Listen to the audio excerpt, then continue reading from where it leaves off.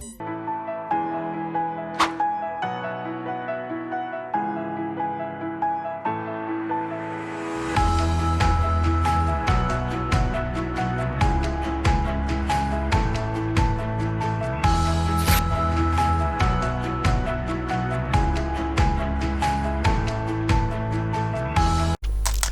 Everyone, कैसे हैं आप सब। सीएमए फाइनल लॉ में आप सबका स्वागत है दोस्तों। जी हाँ, हम आज शुरू कर रहे हैं अपना fast track batch relevant for December 24। इस बैच के अंदर हम रिवीजन नहीं कोर्स कंप्लीशन करेंगे, लेकिन फास्ट ट्रैक मोड में। इसके अंदर आपकी होमवर्क की भी जिम्मेदारी होगी। आपको सारे सवाल घर पर लिख लिख कर प्रैक्टिस करने होंगे और सारे कॉन्सेप्ट और क्वेश्चन मैं भी आपके साथ डिस्कस करूंगा। लेकिन आपको यह बात ध्यान रखनी है कि ये जो पीडीएफ है, इसके अलावा कहीं और जाने की जरूरत नहीं है। हर चैप्टर का ऐसा पीडीएफ आपको दिया जाएगा।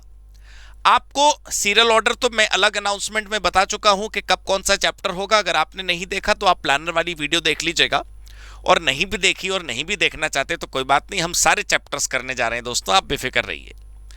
आज जो हम चैप्टर्स करेंगे वो होगा एमएसएमई, साइबर लॉ और मनी लॉन्ड्रिंग। आज हमारी क्लास 1 है, और फिर उसके बाद क्लास 2 में हम करेंगे चैप्टर नंबर 6 यानी कि फेमा, और 7 यानी कि बैंकिंग एंड सो ऑन। मैं बस आपको यह भरोसा दिलाना चाहता हूं कि जो भी कंटेंट मैं आपको दूंगा वीडियो में और पीडीएफ में, बस उसके अलावा कुछ करने की जरूरत नहीं है। इसके अंदर आप देखिए फ्रीक्वेंसी ऑफ मार्क्स है, कॉन्सेप्ट्स हैं, कॉन्सेप्ट्स में पूरे कॉन्सेप्ट्स हैं। सपोज करिए कि किसी पर्टिकुलर हेडिंग के अंदर 15 लाइनें हैं, कॉन्सेप्ट के अंदर जो डिटेल्ड है उसमें 15 लाइनें हैं, लेकिन उस 15 लाइनों की समरी 2 लाइनों में आ सकती है। तो मैंने वो 15 लाइनें भी दी हैं और वो 2 लाइनें भी दी हैं, यानी कि 2 लाइनें पढ़कर समझ आ जाता है। नेक्स्ट टॉपिक पर आ जाओ। थोड़ा गहराई में जाना चाहते हो, गहराई पढ़ लो, लेकिन दोस्तों इससे ज्यादा गहराई करने जाओगे तो दिक्कत हो सकती है। तुमने अभी तक कुछ नहीं भी पढ़ा हो या कम पढ़ा हो, तब भी तुम क्रैक कर सकते हो। बस मेरी बातें, मेरी इंस्ट्रक्शंस और मैं जो गाइडेंस दूं उसको प्लीज फॉलो करना। ध्यान से देखना कि यहां पर जो भी हम चीजें लिखेंगे, मतलब या लिखी हुई होंगी, वो सब आपने करनी है। क्वेश्चन बैंक के लिए आपको कहीं नहीं भटकना, चैप्टर के नोट्स के लिए आपको कहीं नहीं भटकना, वो कौन सा टॉपिक कौन से एग्जाम में कितने नंबर का आया इसके लिए आपको नहीं भटकना। सब कुछ इसमें लिखा है। मतलब मैंने सिंगल वन स्टॉप सॉल्यूशन वाली पीडीएफ तैयार करी है आपके लिए, और यही आपको बल देगी, यही आपको ताकत और कॉन्फिडेंस देगी एग्जाम में नंबर लाने के लिए। तो दोस्तों अब बस बिना देरी करे पढ़ना शुरू करते हैं। आज के क्लास के चैप्टर शुरू करते हैं। हर अगली क्लास में एक नया चैप्टर, 2 नए चैप्टर, या जैसा भी शेड्यूल है वैसे होगा। बस आपने ये याद रखना है कि सेशन को पूरा देखना है, लाइव देखना है, और सेशन को देखकर अपना पूरा ये जितना मैंने कराया है वो घर पर एक बार दोबारा कर लेना है। बस जब सब कर लो तो हमारी वेबसाइट पर जो टेस्ट पेपर्स हैं वो जरूर प्रैक्टिस करने हैं। देखो तुम पढ़ कितना भी अच्छा लो, पेपर में नंबर तभी आएंगे जब एग्जाम हॉल में लिख कर आओगे। तो तुम मेरे से पढ़ लो, मेरे साथ क्लास कर लो, मेरे पीडीएफ को देख लो, स्टडी कर लो, लेकिन 4 चांद तुम्हारी पढ़ाई में तब लगेंगे जब तुम टेस्ट दोगे। तो हमारी वेबसाइट पर टेस्ट पेपर जरूर अटेंड करना। उसके लिए कोई पेमेंट आपने करने की जरूरत नहीं है, एब्सोल्युटली फ्री ऑफ कॉस्ट है, कोई पैसे नहीं देने आपने। तो बिना देरी करे प्रवेश करते हैं हमारी फास्ट ट्रैक सीरीज में। ठीक है, let us start with the chapters. दोस्तों इस एमएसएमई के चैप्टर में जिसका रिवीजन अभी हम करने जा रहे हैं, सबसे पहले मैं आपको पास्ट पैटर्न बताता हूं कि ये कितने कितने नंबर में आ चुका है। देखिए जून 2023 से लेकर अब तक की अगर बात करें तो ये 8 नंबर में जून 23 में आया, दिसंबर 23 में आया ही नहीं, और जून 24 में 4 नंबर का आया। तो लेसन ऑफ द डे ये है कि फाइनल के लॉ में अलाइड लॉ की कोई गारंटी नहीं है कि हर चैप्टर हर बार आएगा ही आएगा। इसका सीधा मतलब यह भी होता है दोस्तों कि आप इग्नोर नहीं कर सकते किसी चैप्टर को। ये जो आप लोग एबीसी एनालिसिस करते हो वो तो आपको बिल्कुल ही छोड़ देना चाहिए, कोई लेना देना नहीं है फाइनल का स्टडी मैट के एबीसी एनालिसिस से कि भाई ये ज्यादा का आता है पहले कर लें, वो कम का आता है वो बाद में कर लें। नहीं नहीं, कुछ नहीं पता कि कौन सा चैप्टर कब दीवाने खास का टॉपिक बन जाए, और कुछ नहीं पता कि कोई चैप्टर कब कोर्स से मतलब एग्जाम से उड़ा दिया जाए। एमएसएमई के रिवीजन में आपका स्वागत है। We are doing it as fast track batch. Fast track में आपका एमएसएमई में हम आपका स्वागत करते हैं। सबसे पहला टॉपिक आप देखिए, कॉन्सेप्ट 1 ओवरव्यू। आपको फास्ट ट्रैक में या घर पर रिवीजन करने में आसानी होगी। यहां लेफ्ट में हेडिंग है और राइट में उसका डिस्क्रिप्शन। तो जब आप एक दो बार पढ़ लेंगे तो आपको पैटर्न पता चल जाएगा कि लेफ्ट वाली चीजें देखकर ही आप एक मेमोराइज कर सकते हैं, एक बार रिवाइज कर सकते हैं। इस चैप्टर से ज्यादातर टाइम जो क्वेश्चन एग्जाम में आया, यानी कि 2 बार जो आया, वो डायरेक्ट ही आया। इस चैप्टर से कोई इनडायरेक्ट, कोई कहानी नुमा ऐसा पेपर में अभी तक आया नहीं। और नया चैप्टर है, आप जून 23 से पहले इसको देख नहीं पाएंगे, पहले था भी नहीं कभी ये। तो सबसे पहले आपको बताना है कि जो एमएसएमई है उसका लार्ज इंडस्ट्री में क्या रोल है। भाई वो सपोर्ट करती हैं, लार्ज इंडस्ट्रीज प्रोक्योर करती हैं एमएसएमई से, ठीक है। लार्ज इंडस्ट्रीज को मदद मिलती है एमएसएमई से। प्राइमरी रिस्पॉन्सिबिलिटी, यानी कि जो एमएसएमई का विकास है, एमएसएमई का ग्रोथ एंड डेवलपमेंट है, वो स्टेट गवर्नमेंट की जिम्मेदारी है कि सेंट्रल की। प्राइमरी रिस्पॉन्सिबिलिटी स्टेट की है, सेंट्रल गवर्नमेंट केवल सपोर्ट कर सकती है। देखिए आप, प्राइमरी रिस्पॉन्सिबिलिटी स्टेट गवर्नमेंट की है, केंद्र सरकार केवल अपने इनिशिएटिव से सपोर्ट कर सकती है। एक बात ध्यान रखनी है कि इस चैप्टर के एंड में कई सारी सरकारी स्कीम्स की लिस्ट है। They are very important and all those schemes have been launched by central government only.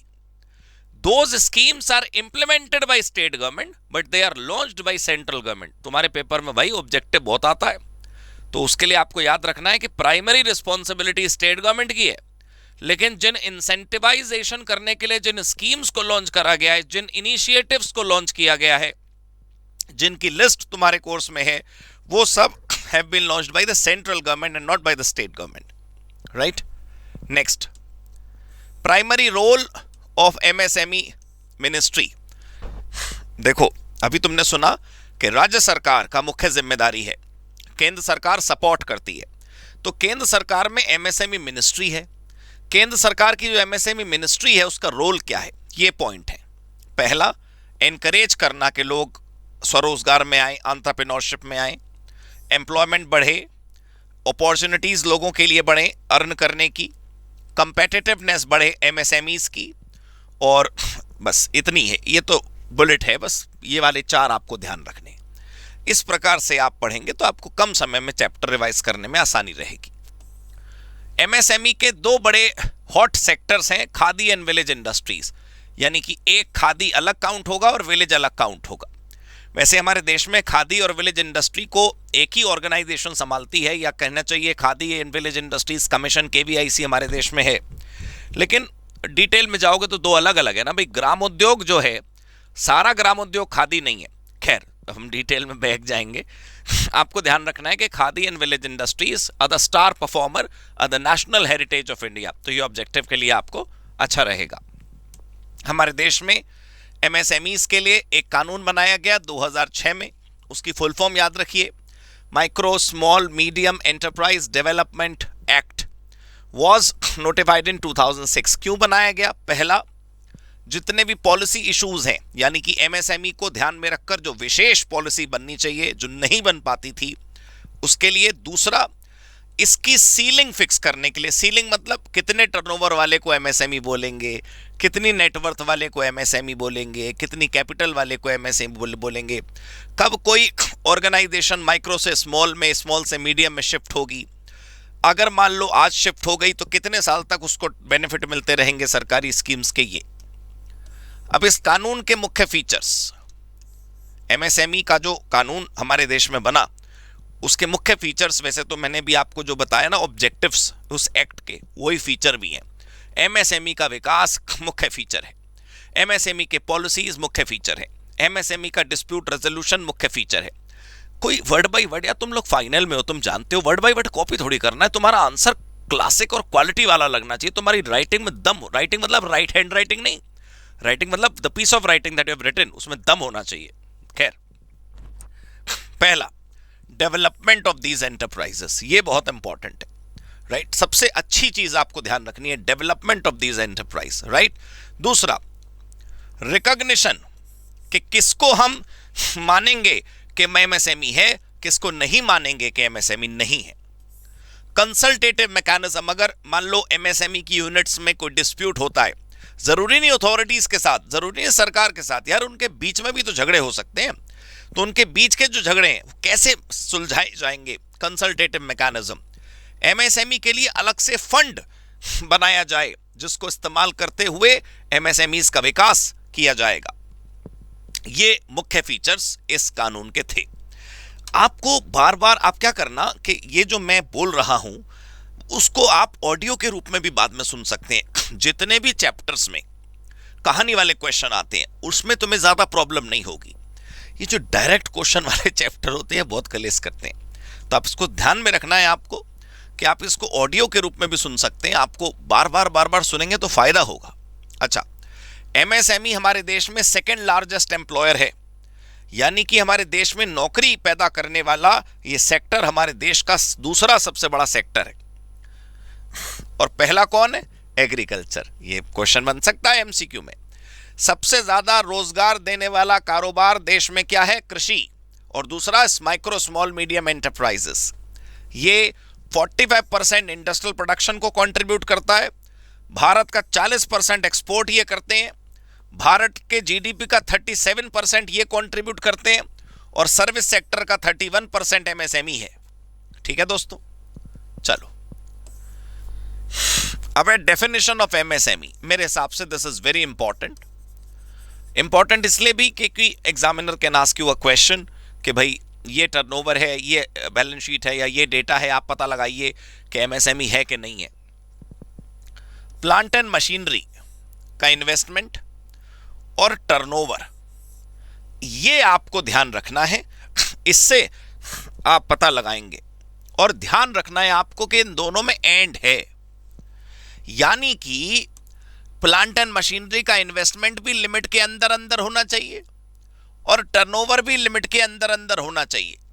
तब आप एम या एस या एम होते हैं, तब आप माइक्रो स्मॉल या मीडियम होंगे। अगर इन दोनों में से एक भी लिमिट पार हो गई तो बस पंछी उड़ गया, पिंजड़ा खुल गया, फिर आप लिमिट पार कर जाएंगे। एक भी लिमिट, चाहे टर्नओवर की चाहे ये इन्वेस्टमेंट की, तो फिर आपको अगले लेवल का ऑर्गेनाइजेशन माना जाएगा। जैसे आप माइक्रो अभी हैं तो आप स्मॉल बन जाएंगे, स्मॉल है तो आप मीडियम बन जाएंगे, मीडियम है तो आप लार्ज बन जाएंगे। तो ये हमारे यहाँ जो साइजेस हैं वो लिमिट क्रॉस करने के बाद बदलेंगे। ठीक है, तो लिमिट्स क्या है वो थोड़ा आप अच्छे से, मतलब कहना नहीं चाहिए, मैं फाइनल के बच्चों से बात कर रहा हूँ, लेकिन रट लो इनको। जो इन्वेस्टमेंट और टर्नओवर की लिमिट है दोस्तों, इसके ऊपर कोई क्वेश्चन तो है नहीं ज़्यादा। होते क्वेश्चन तो क्या होता है कि जब 10-12 क्वेश्चन कर लिए तो अपने आप याद हो जाती है। अब जैसे कॉम्पिटिशन एक्ट में लिमिट्स हैं, उस पर क्वेश्चन है ही नहीं ज़्यादा एग्जाम में अभी तक, इस पर भी नहीं है, लेकिन अब इस पर होते तो हम बार बार सॉल्व करते तो हमें अपने आप याद हो जाती। लेकिन फिलहाल तो आप याद कर लो, बिल्कुल पी जाओ इसको। और देखो ये जो स्पीड मैं मेंटेन कर रहा हूँ, मैं ज़्यादा स्पीड नहीं रख पाऊंगा, स्पीड मुझे हल्की रखनी है क्योंकि समझ कुछ आता नहीं है। फास्ट ट्रैक का मतलब ये थोड़ी है कि साहब उड़ा दो ऊपर ऊपर से। अच्छे से सुनो मेरी बात, पेपर में बहुत फायदा मिलेगा तुम्हें। कुछ ऐसी एडिंग्स होंगी जो मैं तुमसे कहूंगा कि भाई तुम इनको पढ़ना, क्योंकि उसका मतलब नहीं बनता एक एक वर्ड यहां पर रीड करने का। तो जो चीजें ऐसी हैं जो सिंपल समझ आ सकती हैं, that you can do yourself. We should give time to IBCA, SEBI directors. खैर, तो माइक्रो अगर आप हैं, माइक्रो अगर आप हैं तो आपका इन्वेस्टमेंट 1 करोड़ मैक्सिमम और टर्नओवर 5 करोड़ मैक्सिमम होना चाहिए। यानी कि एग्जैक्ट 5 करोड़ होगा तो भी आप माइक्रो ही रहोगे, एग्जैक्ट इन्वेस्टमेंट 1 करोड़ रहेगा तो भी आप माइक्रो रहोगे। अच्छा, ये ध्यान रखना कि जो इन्वेस्टमेंट है वो प्लांट एंड मशीनरी वाला लेना है। मेरा कहने का मतलब है लैंड एंड बिल्डिंग की वैल्यू नहीं लेनी है। सही, सपोज करिए किसी ने 5 करोड़ रुपए की जमीन खरीदी और उस जमीन पर अपना छोटा सा एक फैक्ट्री लगा दिया। उस फैक्ट्री में जो प्लांट एंड मशीनरी लगे वो भाई साहब खाली 20 लाख के लगे, तो तुम माइक्रो ही हो। तुम मशीन और प्लांट की वैल्यू, उसमें क्या कवर है क्या नहीं कवर है आगे है, मतलब मैं कह रहा हूं जमीन जायदाद नहीं जुड़ेगा इसमें। स्मॉल में क्या है, मैक्सिमम इन्वेस्टमेंट 10 करोड़ और मैक्सिमम टर्नओवर 50 करोड़। और मीडियम में maximum investment 50 crore, maximum turnover 250 crore. तो तुम कैसे याद रख सकते हो, 1 5 1 5 10 50 50 250, इन दोनों में तो लिंकिंग है भाई। यहां पर 10 50, वहां 50 से शुरू हो रहा है, 10 50 50 250, यहां 1 से 5। आप ऐसे भी याद कर सकते हो कि ये 1 2 5 5 टाइम्स, 10 से 5 5 टाइम्स, और 50 से 250 5 टाइम्स। तो कोई एक याद कर लो, बाकी याद हो जाएंगे। ये देखो, मैं उम्मीद कर रहा था कि फाइनल में ये लोग ये पूछेंगे, लेकिन पता नहीं क्यों नहीं पूछा। ये पूछने का बनता है फाइनल में, अगर हमें पेपर को स्टैंडर्ड बनाना है तो। 1 करोड़ वाली इन्वेस्टमेंट, 5 करोड़ वाला टर्नओवर, या फिर 10 करोड़ वाली इन्वेस्टमेंट, 50 करोड़ वाला टर्नओवर, या फिर 50 करोड़ वाली इन्वेस्टमेंट, 250 करोड़ वाला टर्नओवर, कैलकुलेट कैसे होता है वो यहां पर लिखा है। ठीक है, सबसे पहली बात, सिर्फ प्लांट एंड मशीनरी और इक्विपमेंट को लिया जाएगा। आईटीआर में जो डेटा गया है वो उठाएगा, और अगर आपने आईटीआर फाइल नहीं करा है तो सेल्फ डिक्लेरेशन होगी। ये रट लीजिए बात बिल्कुल अच्छे से। प्लांट एंड मशीनरी की वैल्यू आईटीआर से उठेगी, अगर आईटीआर फाइल करा है तो। आईटीआर नहीं फाइल करा तो सेल्फ डिक्लेरेशन वाली आप ले सकते हैं। ठीक है जी, क्लियर हो गई बात। अदर देन कोई लैंड नहीं लेनी है, कोई फर्नीचर नहीं, कोई फिटिंग नहीं। ठीक है, पक्का समझ आ गया ना। टर्नओवर के अंदर आपको ध्यान रखना है कि एक्सपोर्ट नहीं लेने हैं। बात वही है कि जो सूचना है टर्नओवर की वो जीएसटी रिटर्न से उठ जाएगी, इनकम टैक्स रिटर्न से उठ जाएगी। ठीक है, नहीं है आपके पास जीएसटी तो भी इनकम टैक्स में तो आप टर्नओवर भरोगे ही। अच्छा, नॉन टैक्स बेनिफिट्स क्या होते हैं, और 3 साल का यहां पर कहीं रूल लिखा होगा। हाँ, ये रहा। ये क्या होता है, अरे जैसे तुम्हारा टर्नओवर या तुम्हारी इन्वेस्टमेंट का अमाउंट बढ़ गया, तो बढ़ने के बाद तुम अभी तक माइक्रो थे, तुम स्मॉल हो गए, तो जो बेनिफिट मान लो माइक्रो को मिलते थे स्मॉल को नहीं मिलते, तो तब भी तुम्हें मिलते रहेंगे। मतलब लिमिट पार होने के बाद भी, तुम्हारी लिमिट पार होने के बाद भी तुम्हें लिमिट से पहले, क्रॉस होने से पहले जो बेनिफिट मिलते थे वो मिलते रहेंगे 3 वर्षों तक। क्योंकि क्या पता यार, आज लिमिट है कल को वापस नीचे गिर जाए टर्नओवर, इसलिए कहा गया। और इन्वेस्टमेंट की भी बात ऐसी नहीं है कि वो कम नहीं हो सकती। प्लांट एंड मशीनरी है, डिप्लीट हो सकती है, चोरी हो सकती है, नष्ट हो सकती है, हम खुद उसे डिस्कार्ड कर सकते हैं, सेल कर सकते हैं, स्क्रैप कर सकते हैं। खैर, तुम मतलब ये याद रख लो कि लिमिट क्रॉस हुई, जब क्रॉस नहीं हुई थी तब फायदे मिलते थे, क्रॉस होने के बाद भी मिलते रहेंगे, कुछ नहीं हटेगा 3 वर्षों तक। लेकिन कौन से, नॉन टैक्स। टैक्स में अगर कोई तुम्हें छूट मिलती थी इसलिए क्योंकि तुम एमएसएमई हो, और कल को एमएसएमई नहीं रहे तो टैक्स में जो छूट मिलती थी वो खत्म हो जाएगी, लेकिन टैक्स के अलावा जो बेनिफिट्स थे वो मिलते रहेंगे। चलो, अब है 3.9.2, मतलब एमएसएमई के चैप्टर में तुम देखना 2 अलग अलग यूनिट्स बना रखी है उन्होंने। ये पॉइंट 1 तो हमने कर ली, पॉइंट 2 अब हम कर रहे हैं। राइट्स अवेलेबल टू एमएसएमई, उनके प्रमोशन के लिए मेजर्स जो कानून के अंदर बताए गए। सबसे पहला है केंद्र सरकार की पावर्स। पावर्स क्या, सरकार की पावर होती है कानून बनाना, रूल बनाना, नोटिफिकेशन जारी करना, अधिसूचना जारी करना। देखो, नोटिफिकेशन बनाना, गाइडलाइन बनाना, स्कीम बनाना, राइट, किसके लिए, एमएसएमई के लिए। अच्छा, जो सरकार नोटिफिकेशन लाएगी, गाइडलाइन लाएगी और ये क्या स्कीम बनाएगी, वो किन मामलों से रिलेटेड होंगे, इन मामलों से रिलेटेड।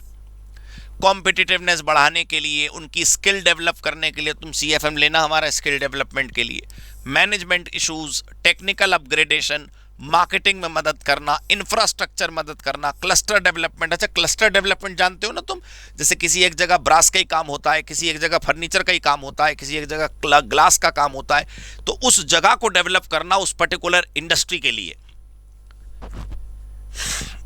बैकवर्ड फॉरवर्ड लिंकेज, यानी कि तुम्हारी जो वैल्यू चेन है, हम जैसे जूता बनाते हैं तो लेदर सप्लायर का भी काम बढ़े और आगे रिटेल स्टोर का भी काम बढ़े, और स्मूथ क्रेडिट फैसिलिटी उनको मिले, नॉन टैक्स बेनिफिट उनको मिलता रहे और एक्सटेंड होता रहे, ये सब कुछ। अभी जनरल है, तुम नहीं लिख पाओगे, मुझे बताओ, डरने का तो कोई इलाज है नहीं। अब तुम एक एक शब्द बैठ कर रटोगे तो बहुत गलत बात है। कुछ तो कॉमन सेंस रखो कि एमएसएमई का विकास में हम क्या विकास करेंगे। उनको पैसे दिलवाएंगे, उनको इंफ्रास्ट्रक्चर दिलवाएंगे, उनको नेटवर्किंग बेनिफिट्स दिलवाएंगे, अपॉर्चुनिटीज, उनको आईपीआर फ्री में दिलवा देंगे, कम पैसों में दिलवा देंगे, स्कीम्स डेवलप करेंगे उनके लिए, टेक्निकल नो हाउ उनका अच्छा कर देंगे, उनके पास जो वो नहीं होंगे क्या कहते हैं सॉफ्टवेयर्स, वो उनको दिलवा देंगे। तो तुम कुछ ऐसी भी चीजें सोच सकते हो which can directly get linked here, है ना। चलो अगला देखो, सेपरेट मिनिस्ट्री। एमएसएमई के लिए हमारे देश में अलग मंत्रालय है और वो अलग मंत्रालय केंद्र सरकार ने बनाया है। वो हाईएस्ट एग्जीक्यूटिव बॉडी है, वो मंत्रालय ही सबसे ऊपर है एमएसएमई के मामलों में, उसके ऊपर कोई नहीं, क्योंकि वो सेंट्रल मिनिस्ट्री का मंत्रालय है और वही रूल वगैरह सब कुछ बनाता है। लेकिन हमें हमेशा ध्यान रखना है कि प्राइमरी रिस्पॉन्सिबिलिटी सेंट्रल गवर्नमेंट की नहीं है, प्राइमरी रिस्पॉन्सिबिलिटी स्टेट गवर्नमेंट की है। तो फिर ये जो सेंट्रल वाली मिनिस्ट्री है वो क्या करती है, सपोर्ट करती है, इंसेंटिवाइज करती है, इनिशिएटिव्स लेती है, स्कीम्स बनाती है। उड़ीसा के राज्य के अंदर बैठा हुआ कोई खादी का व्यापारी या खादी का व्यक्ति सपोर्ट लेने नई दिल्ली क्यों आएगा, राइट? उसको उड़ीसा का मुख्यमंत्री should take care of that point, ये बात है। तो प्राइमरी रिस्पॉन्सिबिलिटी में तुम लोगों को हमेशा ध्यान रखना है कि स्टेट गवर्नमेंट का ही सारा खेल है। MSME ministry government of India की केवल सप्लीमेंट कर सकती है, केवल सपोर्ट कर सकती है, नथिंग एल्स। चलो, ये थोड़ा सा पैराग्राफ मुझे पता नहीं क्यों यहां पर रखा है। अच्छा, मैं एक और बीच में बात बताना चाहता हूं कि इकोनॉमिक लॉस के ये जितने कंपनी लॉ के अलावा जितना कोर्स है तुम्हारा, मैंने उसमें तुम्हें रिवीजन के लिए अपनी पूरी बुक दी है। मैं नहीं चाहता था कि रिवीजन का पीडीएफ अलग बनाया जाए। मेन पीडीएफ में रिवीजन के पॉइंट हाईलाइट कर लो। उससे क्या फायदा होता है कि कोई पॉइंट रिवीजन के रूप में तुम्हें नहीं समझ आ रहा तो तुम उसका डिटेल वहीं पढ़ लो। मेन बैच में तो सब ये पढ़ते ही हैं हम, लेकिन मैं एक बात बता रहा हूं कि अब जैसे ये रिवीजन में जरूरी नहीं है, तुम घर पे स्किप कर सकते हो। ये इतिहास लिखा है कि भाई 1999 में एसएसआई मिनिस्ट्री जो थी और एग्रो मिनिस्ट्री जो थी वो बनाई गई। 2001 में इनको मर्ज कर दिया गया, फिर अलग कर दिया गया। 2007 में हाँ मर्ज हुए ये सब तुमको ध्यान रखने की कोई जरूरत नहीं है। ऐतिहासिक बातें, हाँ भैया, अब ऑब्जेक्टिव का पता नहीं, एमसीक्यू में पूछ ले तो मैं तो कह दूंगा मैं तो लिख रखा था, ठीक है। तो एक बार रीड कर लेना, ज्यादा फोकस नहीं करना है। Salient provisions of the act, MSME development के लिए जो कानून बना उसके मुख्य प्रोविजंस कुछ अब हम देख रहे हैं। इनमें से कोई भी प्रोविजन आप एग्जाम में देख सकते हैं। अच्छा, यहां पर भी आप देख पा रहे होगे ये स्टडी मैट की हेडिंग नंबर मैंने यहां हाथों हाथ रख दिए ताकि आप लोग रेफरेंस कर सकें।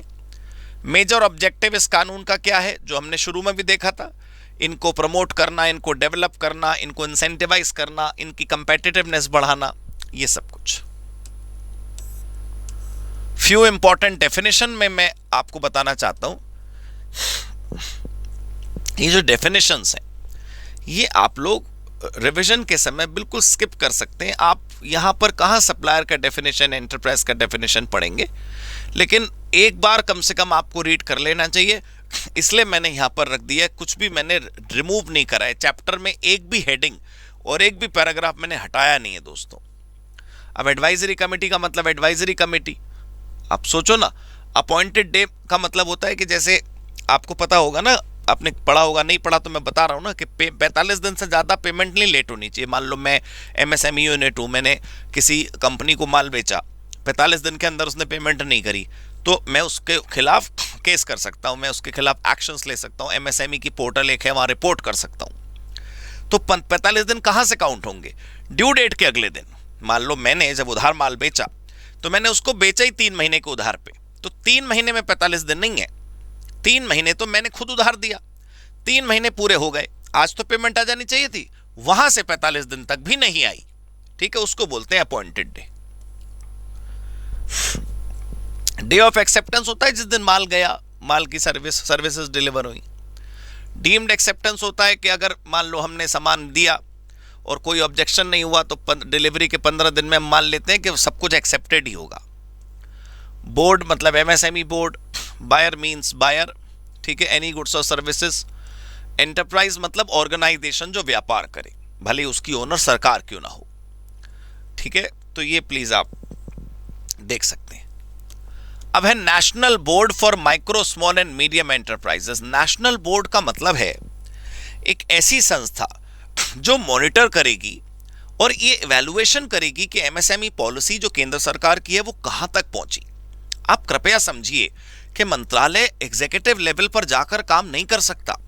मंत्रालय can make notifications, policies, rules, guidelines.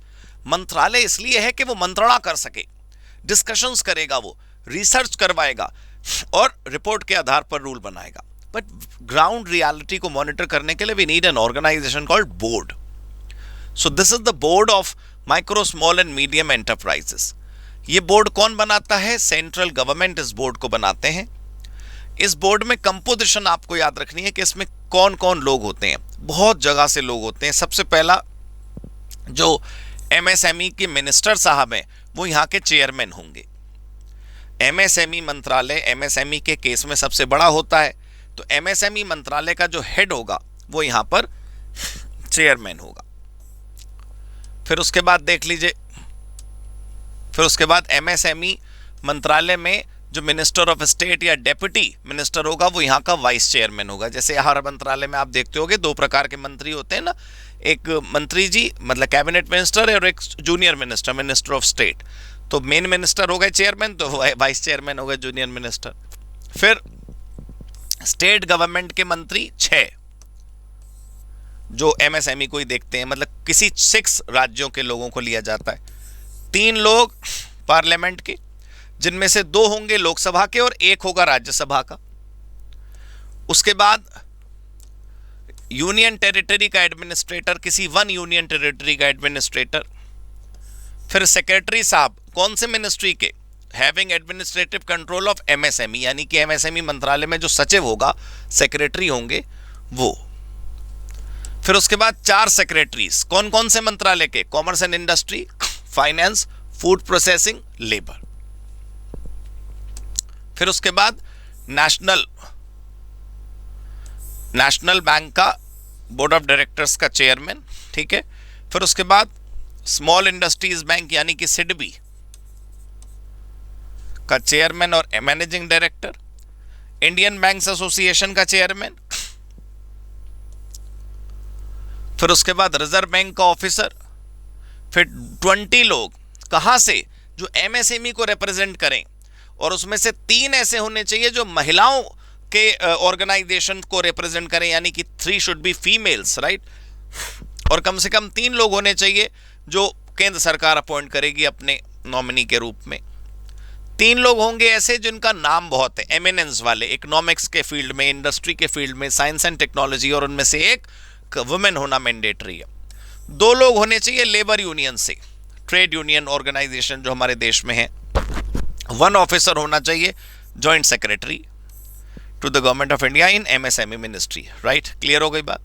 अब ये लिस्ट आपने याद करनी है, ठीक है। इट्स वेरी सिंपल, कुछ भी कॉम्प्लेक्स नहीं है, पूरे लगभग अलाइड लॉ में। टर्म ऑफ ऑफिस कितने साल के लिए ये अपॉइंट होते हैं ये यहां पर कहीं नहीं लिखा है, बस इतना लिखा है एज में बी प्रेस्क्राइब्ड, ठीक है, as may be prescribed. Board की meeting once in every 3 months, साल में 3 मीटिंग होंगी एमएसएमई वाले बोर्ड की, याद रखना है। पावर टू टेक असिस्टेंस, अगर इस बोर्ड को किसी भी एक्सपर्ट की एडवाइस चाहिए वो उसे हायर कर सकता है, उसको पे कर सकता है। बोर्ड का काम क्या है? ये 3 बड़े काम है नेशनल बोर्ड के, जो अभी मैंने आपको बताया ना कि मंत्रालय जमीन पर जाकर चीजों को इंप्लीमेंट नहीं कर सकता। मंत्रालय ने एक बोर्ड बनाया जो जमीन पर इवैल्यूएट करेगा कि क्या हो रहा है। तो वो क्या क्या करेगा? देखो, पहला एग्जामिनेशन करेगा कि कैसे प्रमोट और डेवलप होंगे एमएसएमई। वो रेकमेंडेशन देगा किन मामलों पर? जिन भी मामलों से एमएसएमई का प्रमोशन, डेवलपमेंट, कंपेटिटिवनेस बढ़ेगी।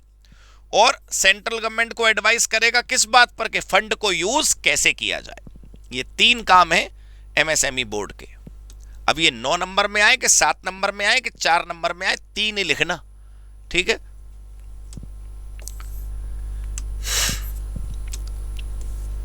हाँ जी, मेमोरेंडम। एक मैं आपको बताऊं मेमोरेंडम होता क्या है। मेमोरेंडम का मतलब होता है स्मृति पत्र। स्मृति पत्र का मतलब होता है कागज जिस पर लिखकर हमेशा के लिए याद रखने लायक बना दिया गया। एक कागज जिस पर कुछ लिखकर हमेशा के लिए फाइनल कर दिया गया। बदलाव हो सकता है उसमें, दूसरा मेमोरेंडम का शब्द होता है कि हम किसी को पर्ची लिख कर दें ताकि उसको याद रहे हमारी, जैसे हम डीएम साहब को लिख कर दें कि हमारी गली में यार मच्छर बहुत हो रहे हैं, तुम यार कुछ कर नहीं रहे, तो हमने उन्हें बताया, हमने उन्हें मेमोरेंडम दिया, हमने उनकी नॉलेज में लाया कि देखो ये जरा है, अपनी मेमोरी में रखना, हाँ प्रॉब्लम सॉल्व करनी है। यहां पर मेमोरेंडम का मतलब है इंफॉर्मेशन, टू गिव इंफॉर्मेशन। जब कोई एमएसएमई मंत्रालय, वो एमएसएमई यूनिट बनेगी, तो वो सरकार को अपनी इंफॉर्मेशन बताएगी कि हम एमएसएमई हैं। तो जो फार्म, जो कागज, जो डेटा भर के आप देंगे ना, उस कागज का नाम है मेमोरेंडम। ऐसा भारी भरकम शब्द बना रखा, बंदा बेचारा घबरा जाए। देखो, जब आप स्टेब्लिश होंगे, माइक्रो या स्मॉल एंटरप्राइज जो है, या जो मीडियम एंटरप्राइज है, आप अपनी तरफ से मेमोरेंडम दे सकते हैं। अच्छा, मैं क्यों लिखा है? तुम मत कराओ एमएसएमई रजिस्ट्रेशन। भाई मान लो तुम एमएसएमई यूनिट की कैटेगरी में फॉल करते हो, तुम्हारा टर्नओवर कम है, लेकिन तुम कह रहे हो खबरदार, जो किसी ने बेनिफिट्स की बात करी, हम अपने पैरों पर खुद खड़े होते हैं, हमें कोई इंसेंटिव नहीं चाहिए, तो मत कराओ एमएसएमई रजिस्ट्रेशन, मत भरो मेमोरेंडम। ठीक है, तो किसी भी इंडस्ट्री के आप हो, आप मेमोरेंडम भरेंगे। ठीक है, क्लियर हो गई बात? अपने राज्य सरकारों के पास, ये याद रखना भैया, राज्य सरकारों के पास जमा होगा। अच्छा, ओल्ड एंटरप्राइजेस की बात ऐसी है कि जब एमएसएमई का कानून नहीं था, तब स्मॉल स्केल नाम से कानून था, एसएसआई बोलते थे, स्मॉल स्केल इंडस्ट्री। तो जो एसएसआई यूनिट्स थी, उनको भी अगर बेनिफिट चाहिए तो उनको भी अपना ये मेमोरेंडम फाइल करना पड़ेगा, यानी कि उनको भी अपना लाइसेंस रजिस्ट्रेशन एमएसएमई के कानून में कराना पड़ेगा। ये लिखा है यहां पर। Reference to micro small facilitation council, इनका कहने का मतलब यह है कि कोई भी अगर डिस्प्यूट हो जाता है, मतलब आप दो पार्टीज के बीच में कुछ ठीक नहीं चल रहा, तो आप अदालत जाएंगे तो टाइम और पैसा खर्च होगा। तो हमारी सरकार ने एक एमएसएमई फैसिलिटेशन काउंसिल बना रखी है, यहां पर आप जा सकते हैं। फैसिलिटेशन काउंसिल पर जाकर आप असिस्टेंस मांग सकते हैं और आपका काम बड़ी आसानी से हो सकता है। ठीक है, हाँ, अगर कोई सेटलमेंट नहीं हुआ, राइट, तो फिर जो मैटर है वो आर्बिट्रेशन पे जाएगा। आर्बिट्रेशन में बीच बचाव मध्यस्थता करके इसको सॉल्व करने की कोशिश करी जाएगी। आपको ये ध्यान रखना है कि जो फैसिलिटेशन काउंसिल है वो खुद आर्बिट्रेटर को केस रेफर करेगी, और काउंसिल का ये सारा जो झगड़े निपटाने वाला समय है वो 90 दिन का है। ये वो की बातें हैं जो आपको ध्यान रखनी है ताकि आप कभी भी ना भूलें। अगला है एडवाइजरी कमेटी। केंद्र सरकार, जैसा कि मैंने आपको बताया, एडवाइजरी कमेटी बनाती है, और हाँ, राज्य सरकार भी अपने लिए एडवाइजरी कमेटी बनाती है, और बनाना भी चाहिए। आप भी इस बात को मानेंगे कि मंत्री जी हमेशा हर फील्ड के एक्सपर्ट नहीं होते, तो मंत्री जी के पास सलाहकार समिति होनी चाहिए जो उनको बता सके। इस एडवाइजरी कमेटी के कंपोनेंट्स कौन कौन होते हैं, इसकी कंपोजिशन कैसे है, वो यहाँ पर लिखा है। तो सबसे पहले जो एमएसएमई वाला मंत्रालय है, उस मंत्रालय का सेक्रेटरी, राइट, वो इस एडवाइजरी कमेटी का हेड होगा। फिर 5 ऑफिसर्स सेंट्रल गवर्नमेंट के जो एमएसएमई के उसमें डील करते हैं वो यहाँ पर होंगे। कम से कम 3 लोग राज्य सरकारों के रिप्रेजेंटेटिव होंगे। एक रिप्रेजेंटेटिव होगा एमएसएमई एसोसिएशन से, और जो ऊपर बोर्ड था उसका सेक्रेटरी भी यहाँ पर होगा। एडवाइजरी कमेटी का रोल है कि वो रिकमेंडेशन करती है, ऑब्वियसली एडवाइस करती है सरकार को। अब है measures for promotion, development and enhancement of competitiveness of micro, small and medium. This I believe is very important. इसको आपको बहुत अच्छे से करना चाहिए। जो जितनी भी भारत सरकार ने आज तक स्कीम्स बनाई होंगी एमएसएमई को लेकर, उन सबका ब्रीफ पैराग्राफ है। आपको रटना नहीं है, बट आप थोड़ा ध्यान से पढ़ेंगे तो ऑटोमेटिकली आपको याद हो जाएगा। पेपर में क्वेश्चन कैसे बनेगा, वो आपको स्कीम का नाम लिख के देंगे और आपको उसके बारे में थोड़ा सा समझाना होगा। तो अब इसको शुरू करते हैं। सबसे अच्छा और सबसे कीमती विषय मुझे लगता है पूरे चैप्टर का यही है। देख लेते हैं इसको। चलिए, तो हमारे कॉन्सेप्ट नंबर 8 में सरकार ने जो मेजर्स लिए उसकी लिस्ट है यहां पर, और सारी स्कीम्स का एक एक पैराग्राफ कॉन्सेप्ट नंबर 13 में आपको दिखेगा। सबसे पहला वही प्रमोट और डेवलप करना एमएसएमई को, उनके कॉम्पिटिटिवनेस को एनहेंस करना, राइट। एमएसएमई में काम करने वाले जो लोग हैं उनकी स्किल डेवलपमेंट करना, टेक्नोलॉजी अपग्रेड करना, मार्केटिंग में मदद करना, पॉलिसी प्रैक्टिसेस बनाना ताकि उनको आसानी से क्रेडिट मिल सके, राइट। प्रोक्योरमेंट प्रेफरेंस जानते हैं आप, जब कभी भी सरकारी ऑर्गेनाइजेशन कुछ खरीदें तो उनको ये कानून है, उनको ये एडवाइजरी भी है कि भाई आप एमएसएमई से खरीदिए, ताकि उनका इस बहाने ही थोड़ा सा प्रमोशन होगा गवर्नमेंट के द्वारा दी जाने वाली ग्रांट के बारे में। ये सब काम केंद्र सरकार कर रही है और करती है जिससे एमएसएमई का विकास हो। और अगर इन एरियाज की स्पेसिफिक स्कीम्स की बात करें तो they are very important, concept 13 में वो अभी आपको दिखेंगी। चलिए, डेडिकेटेड फंड अभी हमने देखा भी था शुरू में। एमएसएमई के विकास के लिए सरकार फंड बना सकती है, बनाया भी है। केंद्र सरकार अपनी तरफ से पहले शुरू में ग्रांट देगी और वो फंड इस्तेमाल होगा जैसा बोर्ड से एडवाइस करेगा उस हिसाब से। फंड को कौन एडमिनिस्टर करेगा? Central government. फंड को यूज कैसे होगा? सिर्फ और सिर्फ एमएसएमई के बेनिफिट के लिए यूज होगा। फंड को रिलीज कैसे करेंगे? सेंट्रल गवर्नमेंट उसको रिलीज करेगी समय समय पर, चाहे वो राज्य सरकार को पे करना हो या फिर केंद्र सरकार को पे करना हो, किसी को भी पे करना हो। हाँ, ये देखिए कॉन्सेप्ट 10 से क्वेश्चन आ चुका है। जून 2024 में 4 नंबर का क्वेश्चन आया, state the time limit for payment to be made by buyers to MSME. MSME के जो बायर्स हैं उनको कितने दिनों में पेमेंट करनी होगी, और अगर वो नहीं करते हैं तो उसके परिणाम क्या होंगे। अब ये हमारा टॉपिक है डिलेड पेमेंट टू एमएसएमई।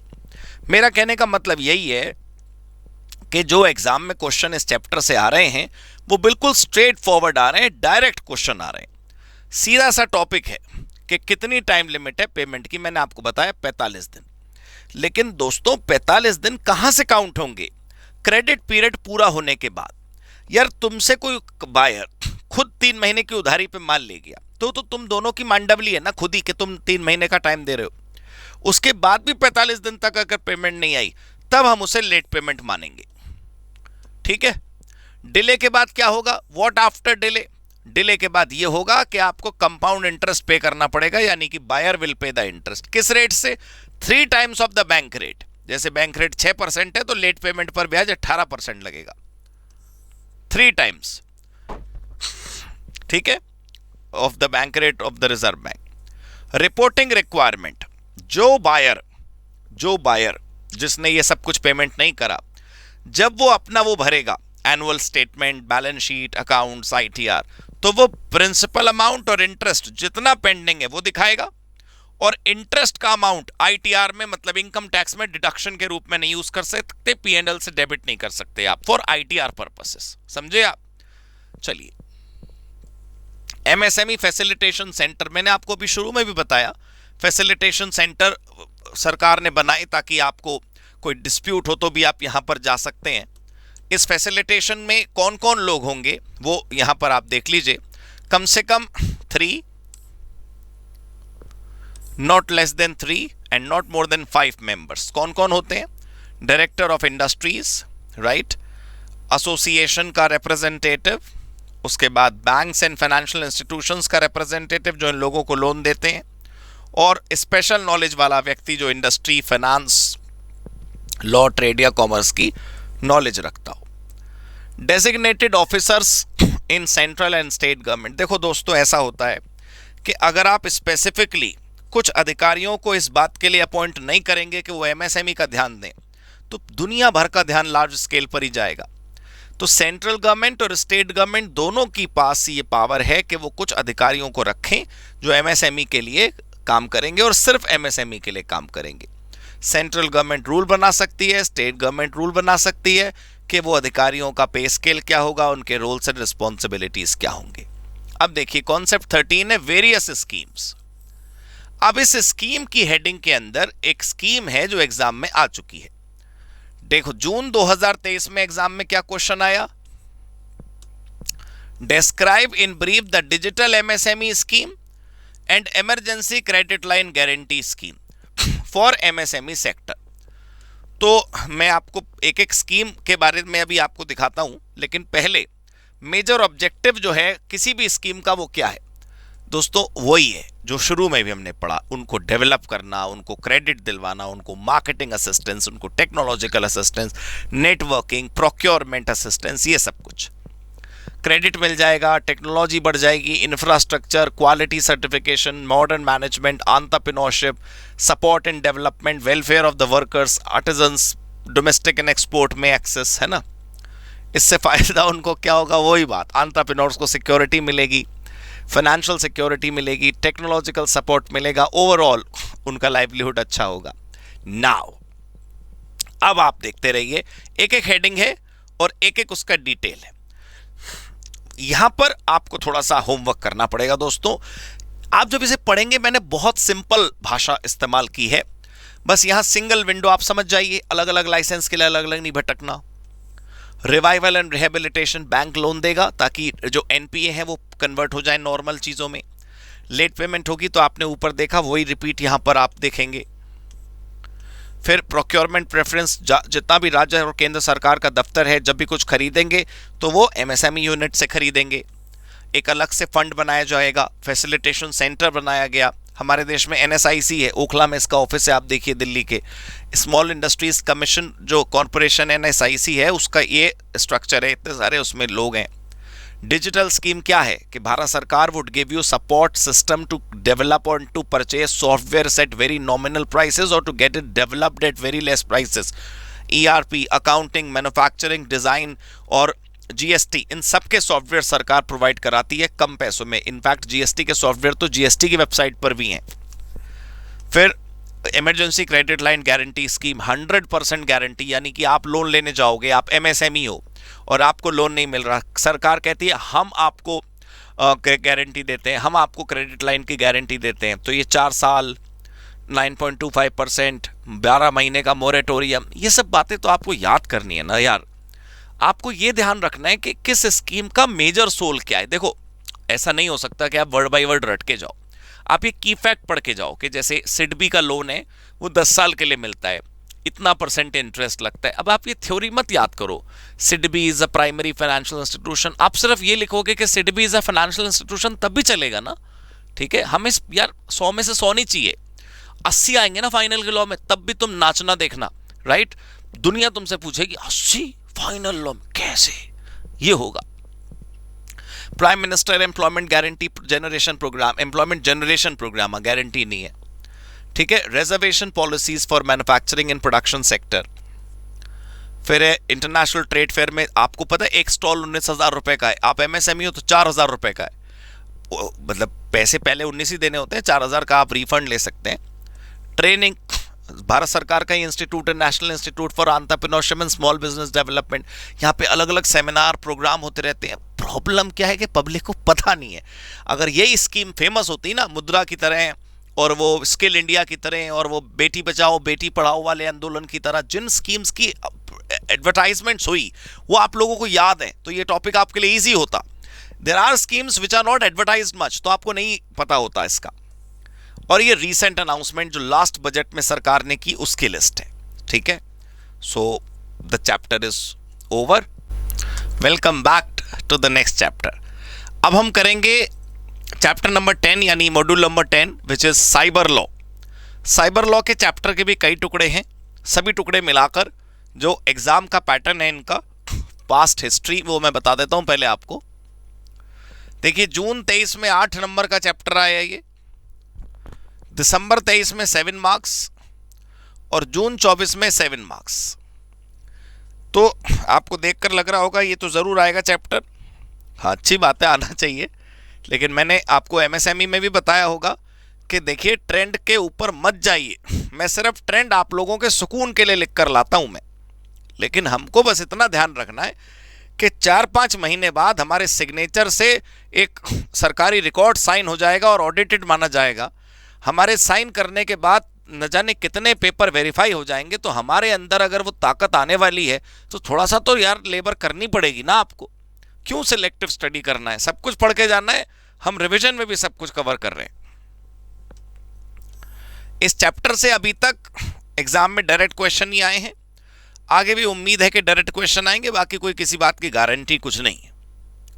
पहला है ऑब्जेक्ट्स ऑफ द एक्ट, इस कानून के अंदर क्या मुख्य उद्देश्य हैं। आईटी एक्ट जो बनाया गया हमारे देश में, पहला आईटी एक्ट का उद्देश्य था लीगल रिकॉग्निशन देना आईटी वाली चीजों को, डिजिटल सिग्नेचर को, OTP बेस्ड जो कॉन्ट्रैक्ट्स होते हैं उनको क्या कहते हैं, वो सर्टिफाइंग अथॉरिटीज़ को स्टैब्लिश करने के लिए, डॉक्यूमेंट को ई फाइल करने के लिए, अन्य एक्ट में अमेंडमेंट करने के लिए, और सर्टिफाइंग अथॉरिटी का लाइसेंसिंग वगैरह करने के लिए। इससे पहले ऑनलाइन आने तो लगा था, लेकिन उसको रेगुलेट करने के लिए कानून क्योंकि हमारे देश में नहीं था, इसलिए एक कानून बनाया गया। ये अगली हेडिंग थोड़ा सा कॉन्सेप्चुअल बेस्ड है, अच्छे से समझिएगा, वैसे तो आपको ये पता ही होगा। आप देखिए, डिस्पैच और रिसीट ऑफ रिकॉर्ड्स का मतलब क्या है। आपने कंप्यूटर से डॉक्यूमेंट डिस्पैच करे यानी कि भेजे, और किसी ने कंप्यूटर से डॉक्यूमेंट रिसीव करे तो यानी कि उसको ईमेल मिली, तो कब भेजा जाता है कि सेंड हो गया, और कब माना जाता है कि डिस्पैच हो गई, कब मानी जाती है कि रिसीव हो गई। ये आपको ध्यान रखना है, बहुत इंपॉर्टेंट वर्ड आपको याद रखना है, आउटसाइड द कंट्रोल, राइट। जब आपके कंट्रोल से बाहर चला जाए कि आप उसे पुल बैक कर सकें, जैसे आप ईमेल भेजिए तो नीचे एक डिस्प्ले होता है अंडू का बटन कुछ सेकंड्स के लिए, तब तक आप उस ईमेल को वापस रोक सकते हो। जैसे ही वो अंडू का बटन खत्म हुआ, अब डिस्पैच हो गया, अब कुछ नहीं हो सकता, ठीक है। और जो रिसीव है, वो रिसीव आपको याद रखना है, would occur when it enters the designated computer. मान लो हमने तो ईमेल भेजी, ईमेल पहुंच गई, सामने वाले बंदे ने ओपन नहीं करी, वो उसकी प्रॉब्लम है। ईमेल पहुंच गई मतलब रिसीव हो गई। वो रिट्रीव कब करता है, रीड कब करता है, अटैचमेंट डाउनलोड कब करता है, हमारे बला से, ठीक है। डिस्पैच और रिसीव का मतलब भाई अच्छे से याद करके जाना है आपको। यह है कंट्रोलर ऑफ सर्टिफाइंग अथॉरिटी। पहले इसकी शॉर्ट फॉर्म ध्यान रखो, it is called CCA, controller of certifying authority, CCA, ठीक है। जो तुम यहां तो कोई पेन ड्राइव अभी है नहीं, पेन ड्राइव नहीं देखते तुम, उसी प्रकार डिजिटल सिग्नेचर होते हैं। डिजिटल सिग्नेचर जो लोग इशू करते हैं उनको बोलते हैं सर्टिफाइंग अथॉरिटी। जैसे ई मुद्रा हो गया, ये सब ऑर्गेनाइजेशन जो है, सर्टिफाइंग अथॉरिटी तुमको इशू करती है डिजिटल सिग्नेचर। सर्टिफाइंग अथॉरिटी को लाइसेंस कौन देता है? CCA, controller of certifying authority, ठीक है। तो ये केंद्र सरकार अपॉइंट करती है, ठीक है। ये क्यों बनाई गई? To recognise, licence, regulate, standardise, supervise certifying authority. तो हमारे पास दो ऑर्गेनाइजेशन हो गई, एक CA और एक CCA। CA is not chartered accountant here, CA is certifying authority, CCA is controller of certifying authority। एक बहुत बड़ी शक्ति इसके पास है कि किसी के कंप्यूटर में घुस के भी हैकिंग कर सकता है। मतलब हैकिंग तो नहीं करते हैं ये लोग, लेकिन but they can intercept any message. Controller में intercept any information in any computer for general purpose, ठीक है। खैर, तो ये वाली बात तो मैंने आपको बताई थी। सर्टिफाइंग अथॉरिटी को लाइसेंस देने का काम कंट्रोलर ऑफ सर्टिफाइंग अथॉरिटी करती है। Concept 4, offences. IT एक्ट के अंतर्गत कई प्रकार के अपराध बताए गए हैं जो हमने नहीं करने हैं। IT एक्ट के अंतर्गत जो अपराध बताए गए हैं उसको हम बोलते हैं साइबर लॉ, मतलब साइबर क्राइम। साइबर क्राइम होता है जिसके अंदर कोई कंप्यूटर इन्वॉल्व होता है, सिस्टम इन्वॉल्व होता है, नेटवर्क इन्वॉल्व होता है, उस पर ये एक्ट अप्लाई होता है। कई प्रकार के अपराध आप कर सकते हैं, जैसे tampering, hacking, misrepresentation, breach of confidentiality या फॉल्स डिजिटल सिग्नेचर बनाना। टेम्परिंग का मतलब आप जानते हैं, डॉक्यूमेंट के साथ छेड़छाड़, आपने डॉक्यूमेंट में कोई बदलाव कर दिया। हैकिंग, आपने फाइल एक्सेस करी और उसे डिस्ट्रॉय कर दिया, या सिर्फ एक्सेस कर दिया, वो भी हो सकता है। Misrepresentation, you know submit false information. Suppose आपको फॉर्म भरने को बोला गया किसी मैटर में, तो आपने गलत जानकारी भरी। ब्रीच ऑफ कॉन्फिडेंशियलिटी, किसी का डेटा आप लीक कर देते हो। प्रिवेसी, जैसे व्हाट्सएप का आप ऐड नहीं देखते, व्हाट्सएप बोलता है double layer protection, triple layer protection, ये प्रिवेसी। आईफोन का आप ऐड देखते होगे, आईफोन मीन्स प्रिवेसी, ये सब कुछ है। फॉल्स डिजिटल सिग्नेचर अगर आपने क्रिएट कर लिए तो फिर ये सब प्रकार के ऑफेंसेस IT एक्ट में बताए गए हैं।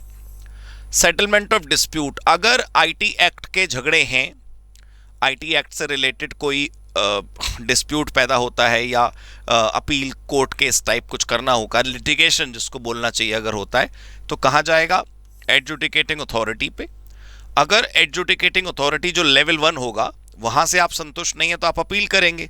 अपील करने के लिए अलग है साइबर अपीलेट ट्रिब्यूनल, 45 दिन में आप अपील कर सकते हैं वहाँ पर।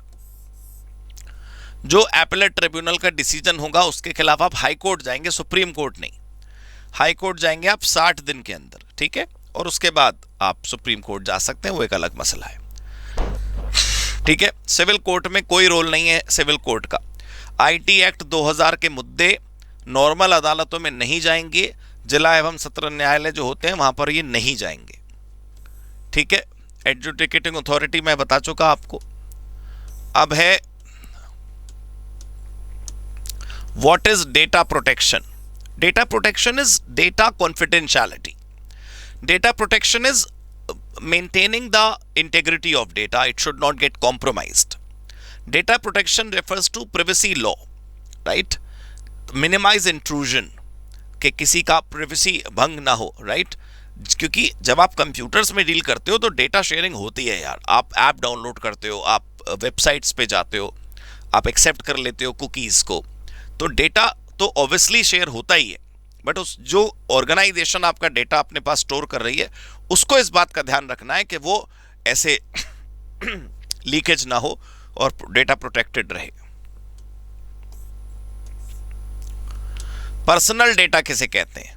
अब सोचो, अगर ये एग्जाम में आएगा तो आपको मुश्किल हो जाएगा अगर आप अच्छे से रीड करके नहीं जाओगे तो, ठीक है। पर्सनल डेटा उसको बोलते हैं जिसमें relate to a person who can be identified from that information. आप डेफिनेशन समझ रहे हो? जिस जानकारी से हम एक 140 करोड़ भारतवासियों में से किसी को पहचान पाए, आधार संख्या, address, mobile number, email ID, right. आपका शहर is not a personal information, क्योंकि हम दिल्ली के 4 करोड़ लोगों में आपको नहीं ढूंढ पाएंगे अगर आप हमें पता चल जाए आप दिल्ली में रहते हैं। वो बात सही है कि थोड़ा सा लिमिटेड हो जाएगा। So exact address is your personal information, name of the state is not personal information. कुछ ऐसी चीज जिससे हम पता लगा पाए आप हैं, उसको बोलते हैं personal information. Data protection law हमारे देश में अलग से तो कुछ नहीं है, वही आईटी एक्ट जो है उसी के अंदर ये सब कुछ प्राइवेसी की बातें बताई गई। ये अगला हेडिंग आप देखिए, डेटा प्रोटेक्शन लॉ भारत में। पुराने जमाने की पोजीशन पहले बताई हुई है। पहले क्या होता था, इंडिया के पास अलग से कोई डेटा प्रोटेक्शन का लॉ ना कभी था, मतलब पहले, और ना आज की डेट में है। जो अपना आईटी एक्ट है वही है। आईटी एक्ट में ही सारे प्रोविजंस हैं, साइबर क्राइम के, डेटा प्रोटेक्शन के, डेटा प्राइवेसी के, कॉन्फिडेंशियलिटी के, सेंसिटिव इंफॉर्मेशन के, एवरीथिंग। तो मुझे लगता है अलग अलग कानून बनाने की जरूरत भी नहीं है। आईटी रिलेटेड सारे मसले एक ही कानून के अंतर्गत है, which is okay, I think which is okay, ठीक है।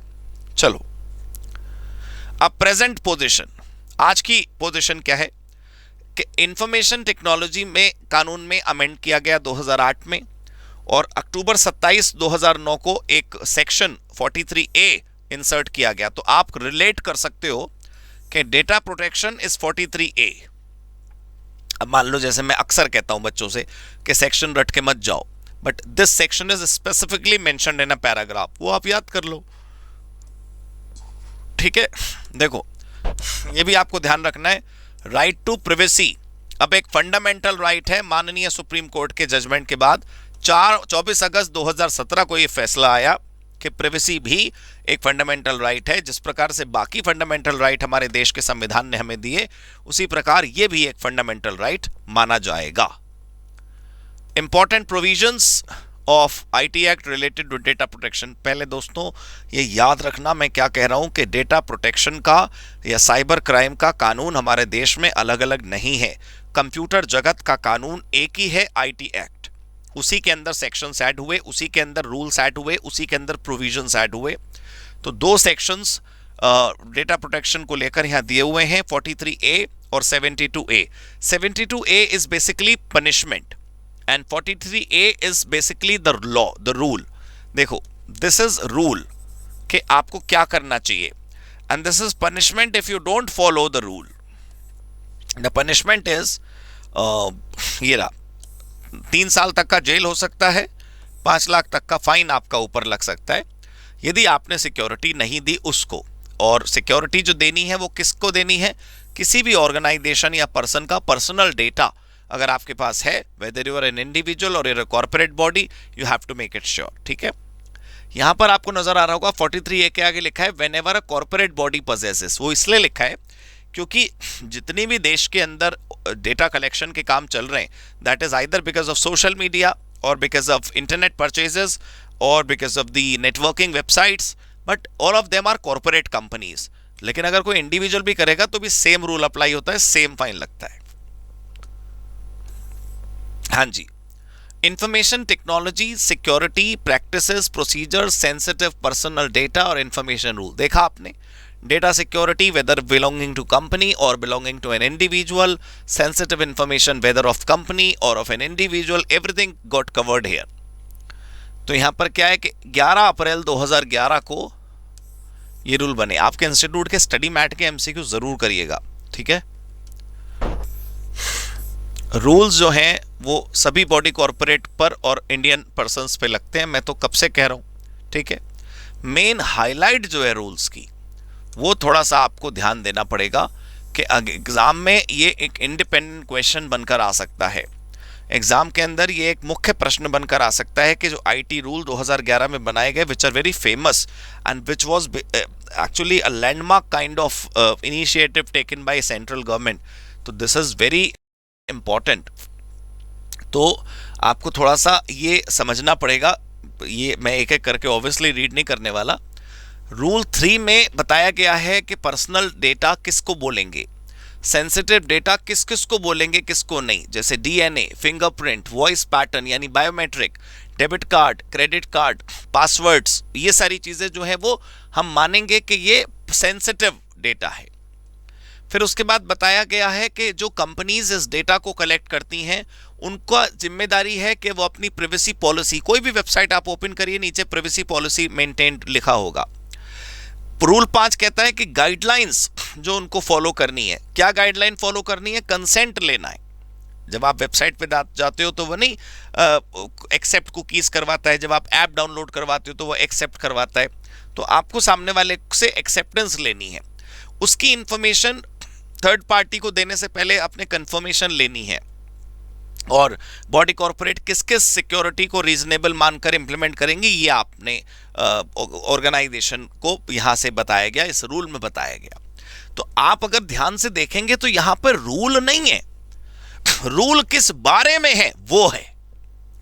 अगर आप ये पीडीएफ यानी कि मतलब रूल का पीडीएफ ओरिजिनल निकालोगे तो कई पेज पार जाएगा वो, 100-125, क्योंकि वहां रूल हैं। प्राइवेसी पॉलिसी कितनी होगी, बड़ी वेबसाइट में फुटर में होगी कि हेडर में होगी, लेफ्ट में होगी कि राइट में, रूल नहीं पढ़ने आपने पढ़ना है कि ये इन मैटर्स पर रूल्स के अंदर बताया गया है, ये तो आप याद कर पाओगे। हाँ जी, ये एक स्टैंडर्ड है, जैसे आईएसओ स्टैंडर्ड होता है वैसे international standard is one such standard which can be implemented. Data security में आप ले सकते हैं। सिक्योरिटी ऑडिट या सिस्टम ऑडिट आपने सुना होगा, इंफॉर्मेशन सिस्टम सिक्योरिटी ऑडिट होता है एक, ये वंस अ ईयर होगा, राइट। ऑर्गेनाइजेशंस को ये करवाना होगा। This is not mandatory for every company, आपको बस फिलहाल इतना याद रखना है कि ये हर व्यक्ति को कराना, हर कंपनीज को कराना है, ठीक है। उसके रूल्स क्या है कि कितने टर्नओवर पर कराना है वो हमारे लॉ में नहीं दिया गया है। आईटी रूल्स 2011 में जब बने तो उसके अंदर बताया गया है कि किस कंपनी को सिस्टम ऑडिट कराना है, किसको नहीं। जैसे बैंक्स कराते हैं, स्टॉक मार्केट की कंपनीज कराते हैं, ब्रोकर्स कराते हैं, but not every company may be asked to do this audit every year, वो बहुत महंगा हो जाएगा उसके लिए, ठीक है।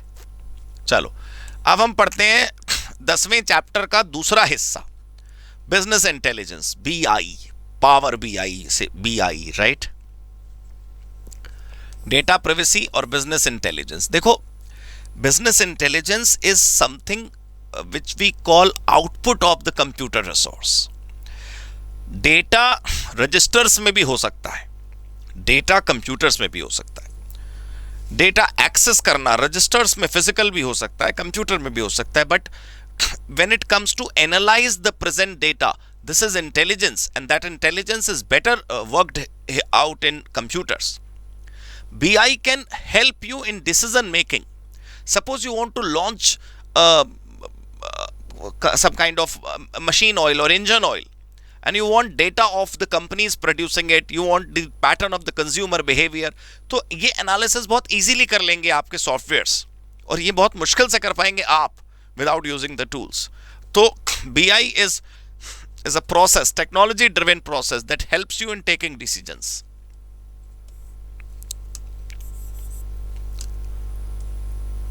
ये देखो, business intelligence is a technology driven process for analyzing data and giving you information so that you can take decisions. Major काम क्या है बीआई का, मैंने बताया आपको, जो कलेक्टेड एंड स्टोर्ड डेटा है उसको एनालाइज करके, देखो, विजुअलाइजेशन देना, आपको डैशबोर्ड देना, रिपोर्ट्स देना, ताकि तुम लोग डिसीजन मेकिंग ठीक तरीके से कर पाओ. अल्टीमेट बीआई का गोल क्या है? To help you make and take better decisions, right, so that you go in the right direction and company get developed. How the business intelligence process works, क्या कैसे प्रोसेस वर्क्स? एक software होता है, एक hardware होता है. Software का अपना एक आर्किटेक्चर होता है, उसमें आप क्वेरी यानी क्वेश्चन देते हो, वो रिस्पॉन्ड करता है, रिपोर्ट जनरेट करके देता है. What happens in chat GPT? You give a command, you give a prompt, you give a query and the response that it gives you is the output.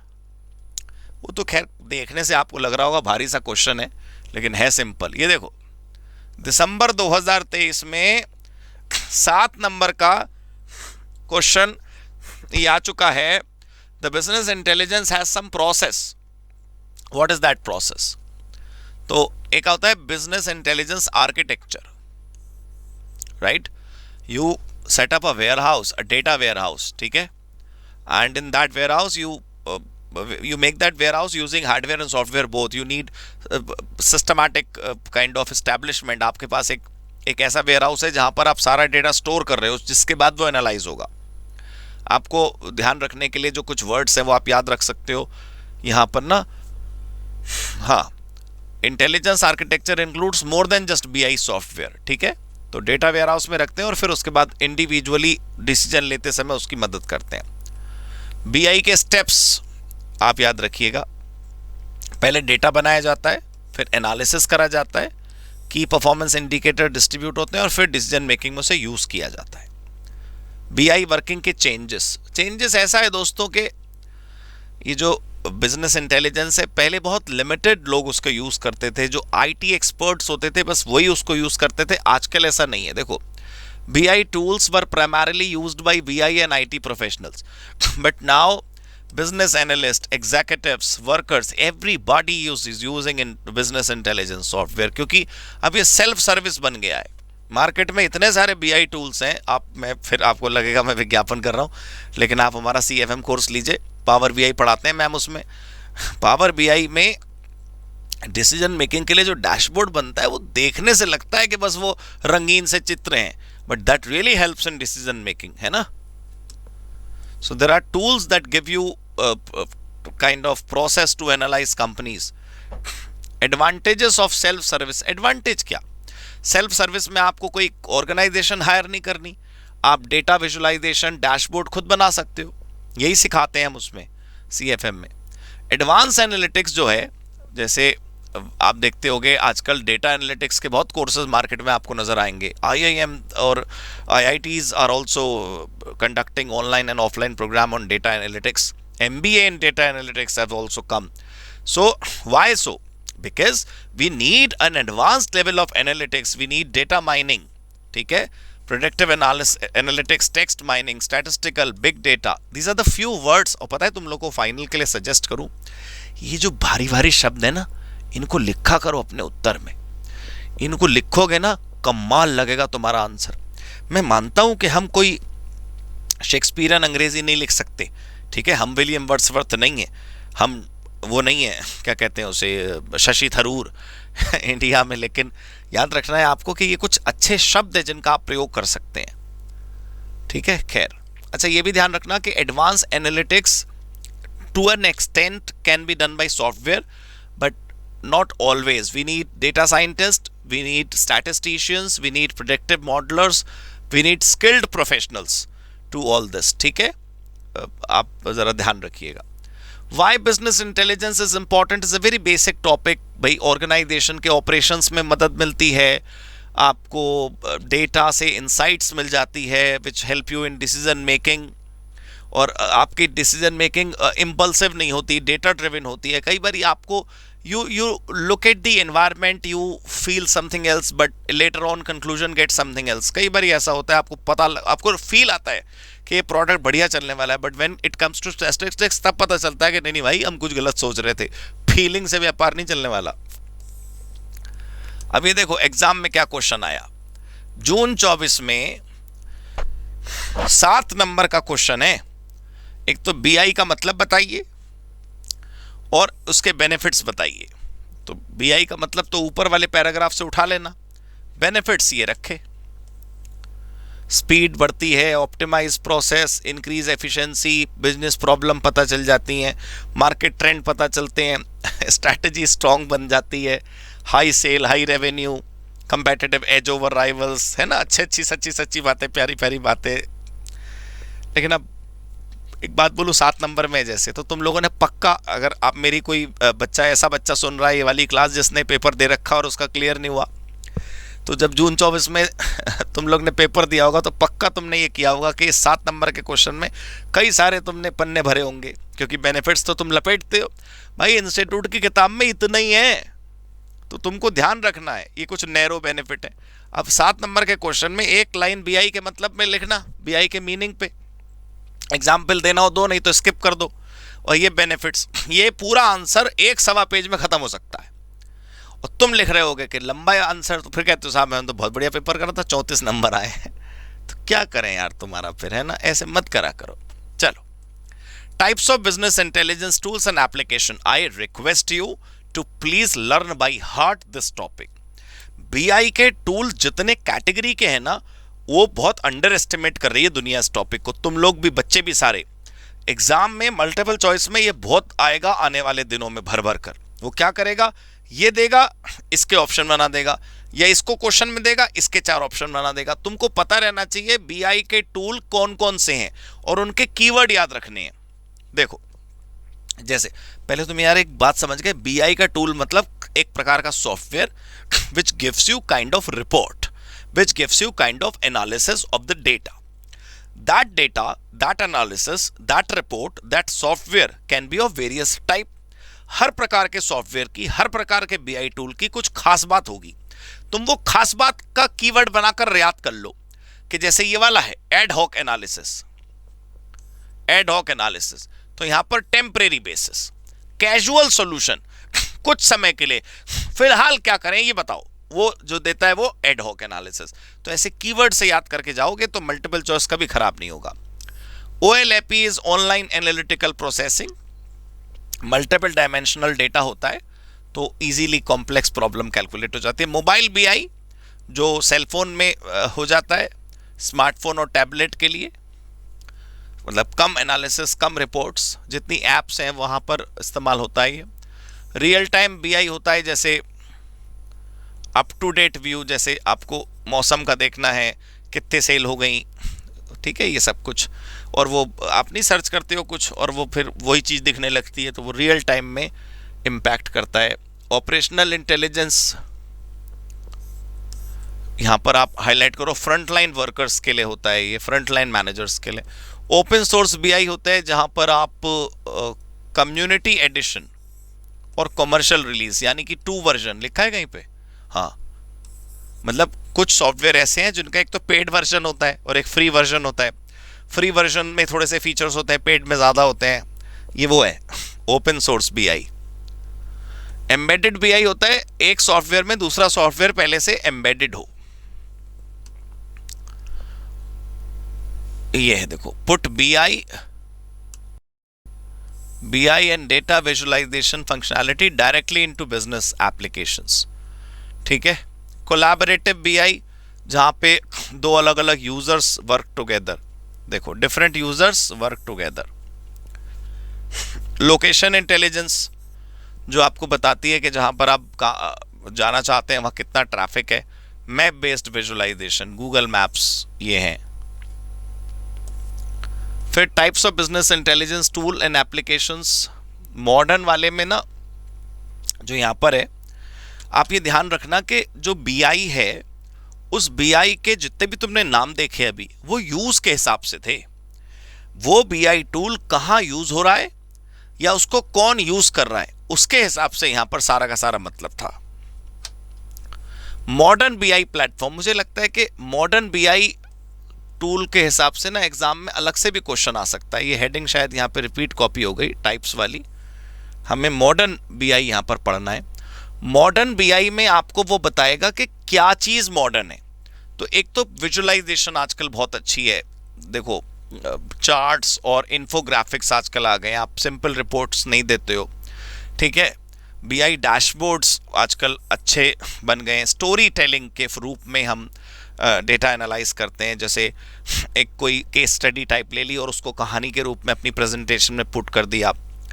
Monitoring, performance optimisation, business performance, decision making, ये सब कुछ ना modern BI के functions या modern BI के elements या modern BI के components के रूप में आप इनको ले सकते हो। और आपको ये ध्यान रखना है कि मॉडर्न को मॉडर्न क्यों बोल रहे हैं। It was not easy earlier. Earlier it was a sophisticated tool used by IT people only, but now BI has become very handy. Everybody is using Google Map, everybody is using kind of Google Weather, everybody is using, there are many apps which are giving you real time insights about your customers, about your sales pattern. Website आपकी कितने लोग किस समय open करे हुए बैठे हैं आप ये देख सकते हैं, ये सब कुछ BI है, ठीक है। स्पेसिफिक यूज केसेस, ये ना 2 एग्जांपल्स हैं यहां पर, मैं चाहता था कि आप देख लें। हाँ, एयरलाइन और hotel chain are the big users of BI. ये ट्रैक करना कि फ्लाइट की कैपेसिटी कब भर रही है कब नहीं भर रही है, क्योंकि आपको रेट उसी हिसाब से अप एंड डाउन करने होते हैं। होटल में भी कितने लोग ज्यादा सर्च करने लगे तो एकदम से रेट बढ़ जाता है। हाँ सही बात है। तो इन दोनों को ऑक्यूपेंसी और प्राइसिंग सेट करने के लिए बीआई टूल की बहुत इंपॉर्टेंट जरूरत पड़ती है। बिजनेस इंटेलिजेंस ट्रेंड्स, ट्रेंड्स में मैं पहले आपको एक बात ये बताऊं कि पहले जैसे बीआई मुश्किल था, आईटी लोग बनाते थे, आईटी वाले लोग यूज करते थे, अब इजी हो गया। तो अब जो बीआई टूल के बारे में जो टीम मेंबर्स है ना, उसमें भी मिक्स है। सपोज करिए बिजनेस इंटेलिजेंस का काम करने के लिए किसी ऑफिस में टीम बनाई गई, तो वो जो टीम बनाई गई उस टीम के अंदर भी दोनों प्रकार के लोग आपको मिलेंगे।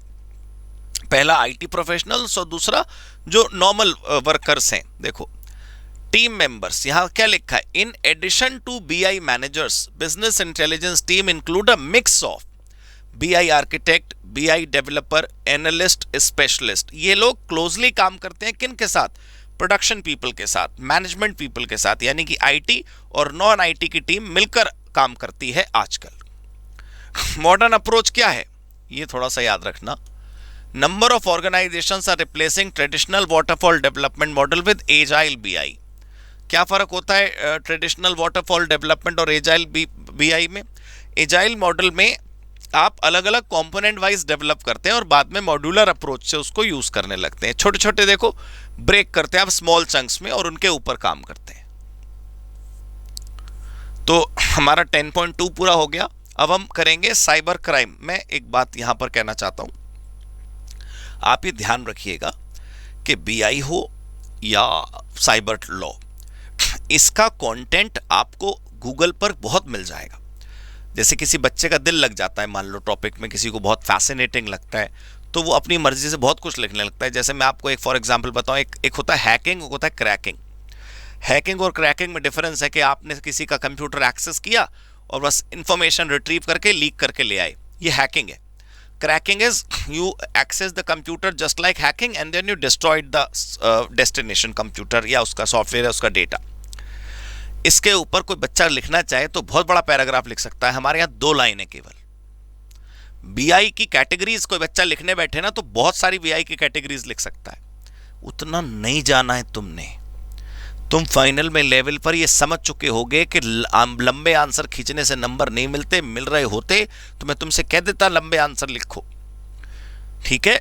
बिल्कुल ऐसा नहीं करना है दोस्तों। तुम्हारा हो सकता है एग्जाम पहली बार हो, दूसरी बार हो, तीसरी बार हो, लेकिन मुझे बहुत बार सोच चुके पढ़ाते हुए, तो मेरी बात समझोगे, मेरी बात मानोगे तो बहुत अच्छा फायदे में रहोगे। तुम्हारी फोटो के साथ मेरे को भी तो पोस्टर बनवाना है।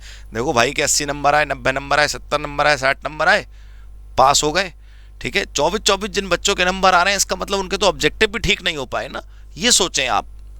राइटिंग कैसे करें, आंसर कैसे सुंदर लिखें। इसमें क्या सुंदरता थी, 7 नंबर में उसने पूछा बिजनेस इंटेलिजेंस के बेनिफिट, सीधे सीधे लिखाते।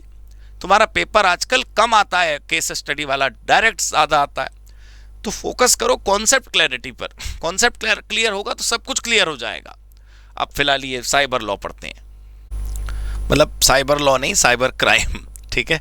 देखिए साइबर क्राइम में मैं आपको एक बात बताऊं, सिर्फ फ्रॉड शामिल नहीं होता है। आप देखिए दो अलग अलग शब्द हैं, ओटीपी फ्रॉड, बैंकिंग फ्रॉड, जो आजकल रिजर्व बैंक जिसको रोकने के लिए बहुत विज्ञापन करता है, वो एक है साइबर फ्रॉड, एक।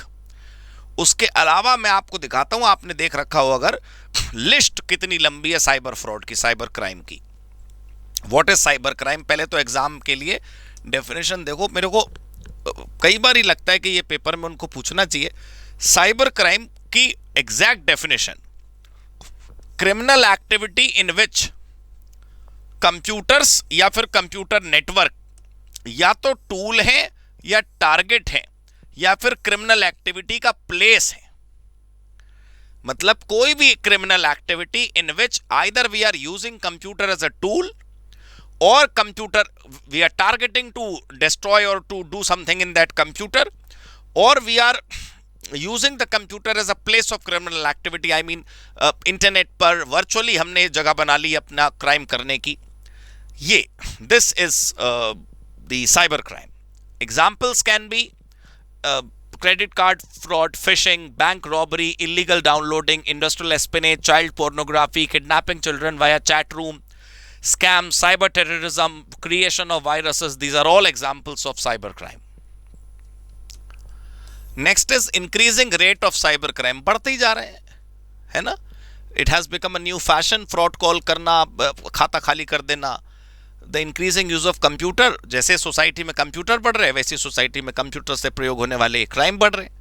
Social networking, online shopping, online study, online job, जितना चीज आप ऑनलाइन करते हैं सब में फ्रॉड या क्राइम घुस गया है।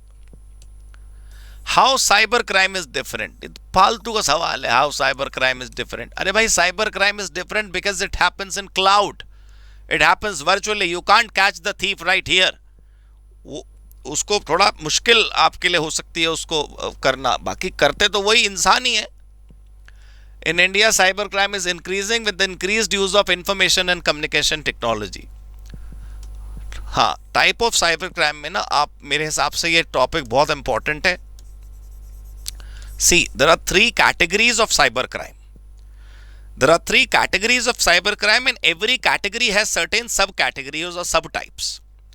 तो मतलब साइबर क्राइम पहले 3 टाइप का है, फिर उन 3 टाइप के अंदर फर्दर टाइप्स हैं।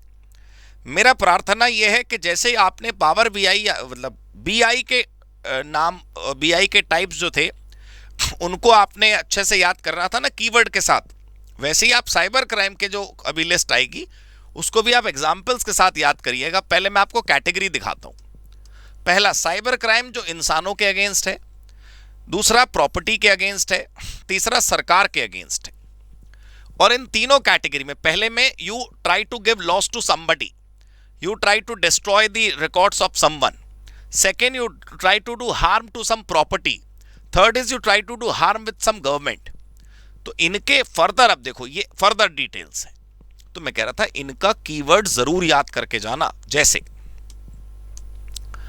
अगेंस्ट पर्संस वाले में साइबर स्टॉकिंग, तो जो फिजिकली हम स्टॉक करते हैं किसी को वो गलत है, तो वैसे साइबर स्टॉकिंग भी गलत है, right. Internet, email, phone, text message, webcam, website, video का इस्तेमाल करके फिजिकल थ्रेट क्रिएट करना।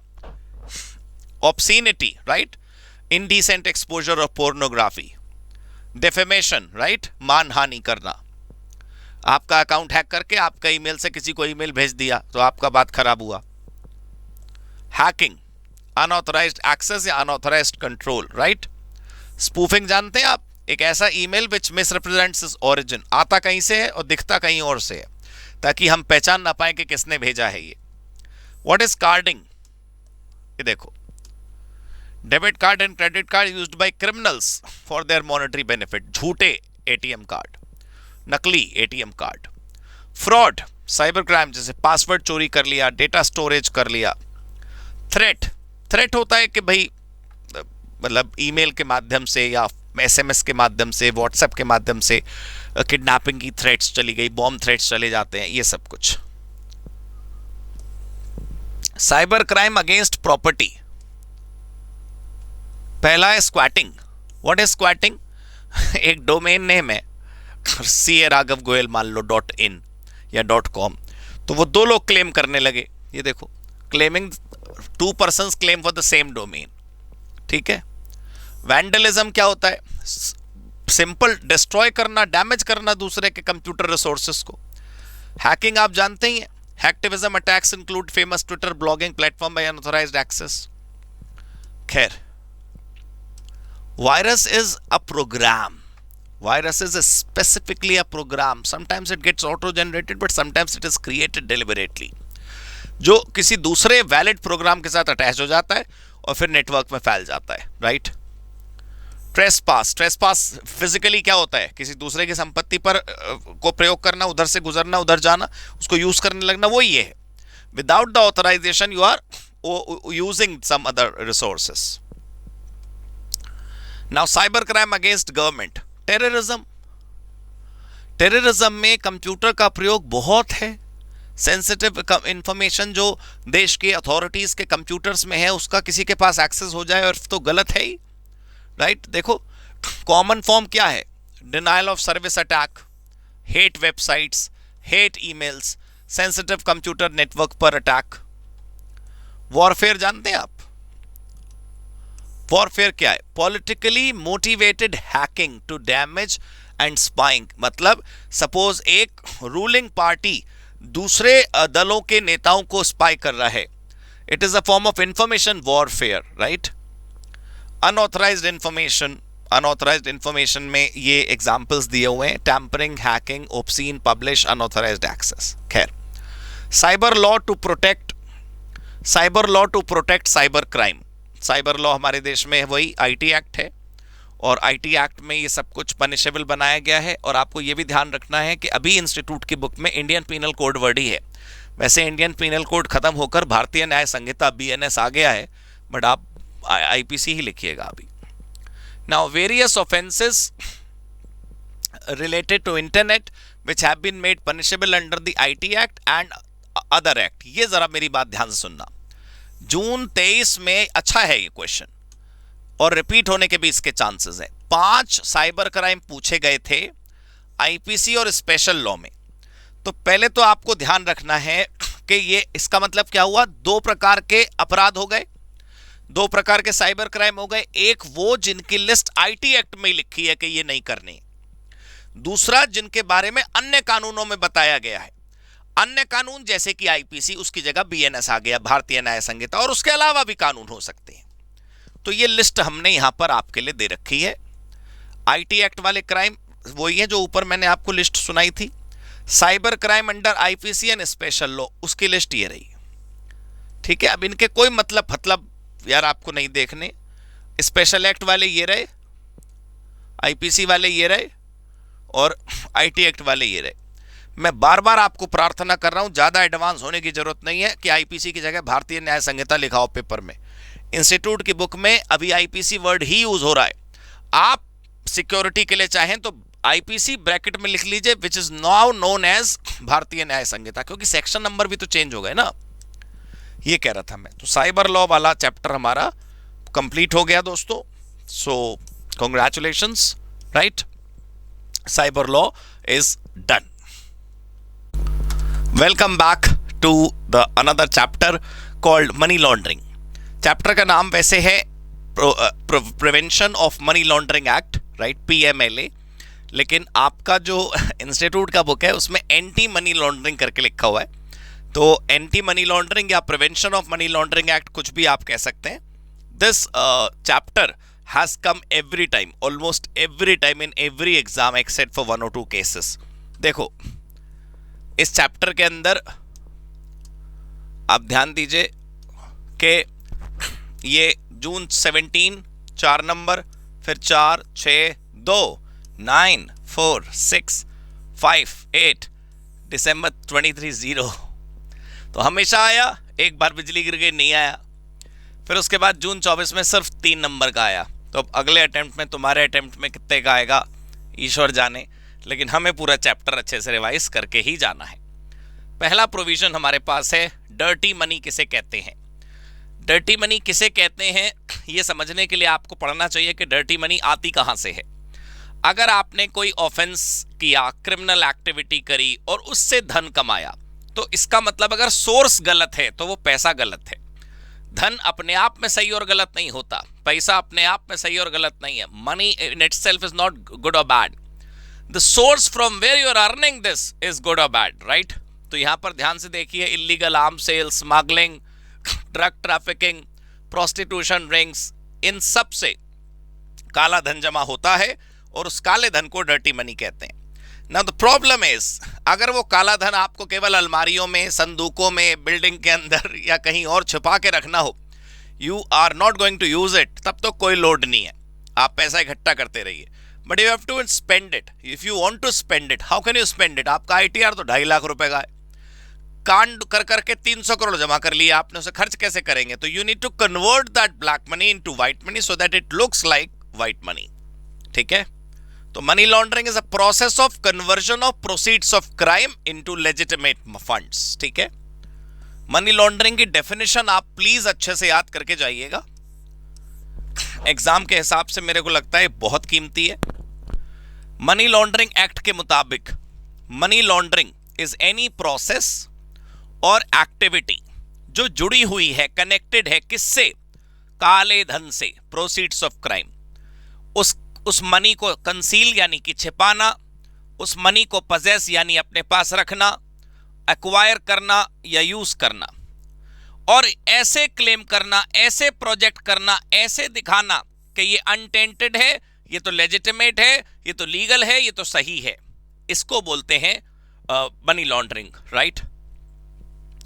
हिस्टोरिकल बैकग्राउंड ये है कि मनी लॉन्ड्रिंग का कानून जनवरी 2003 में बनाया गया और इसके रूल्स 1 जुलाई 2005 को आए।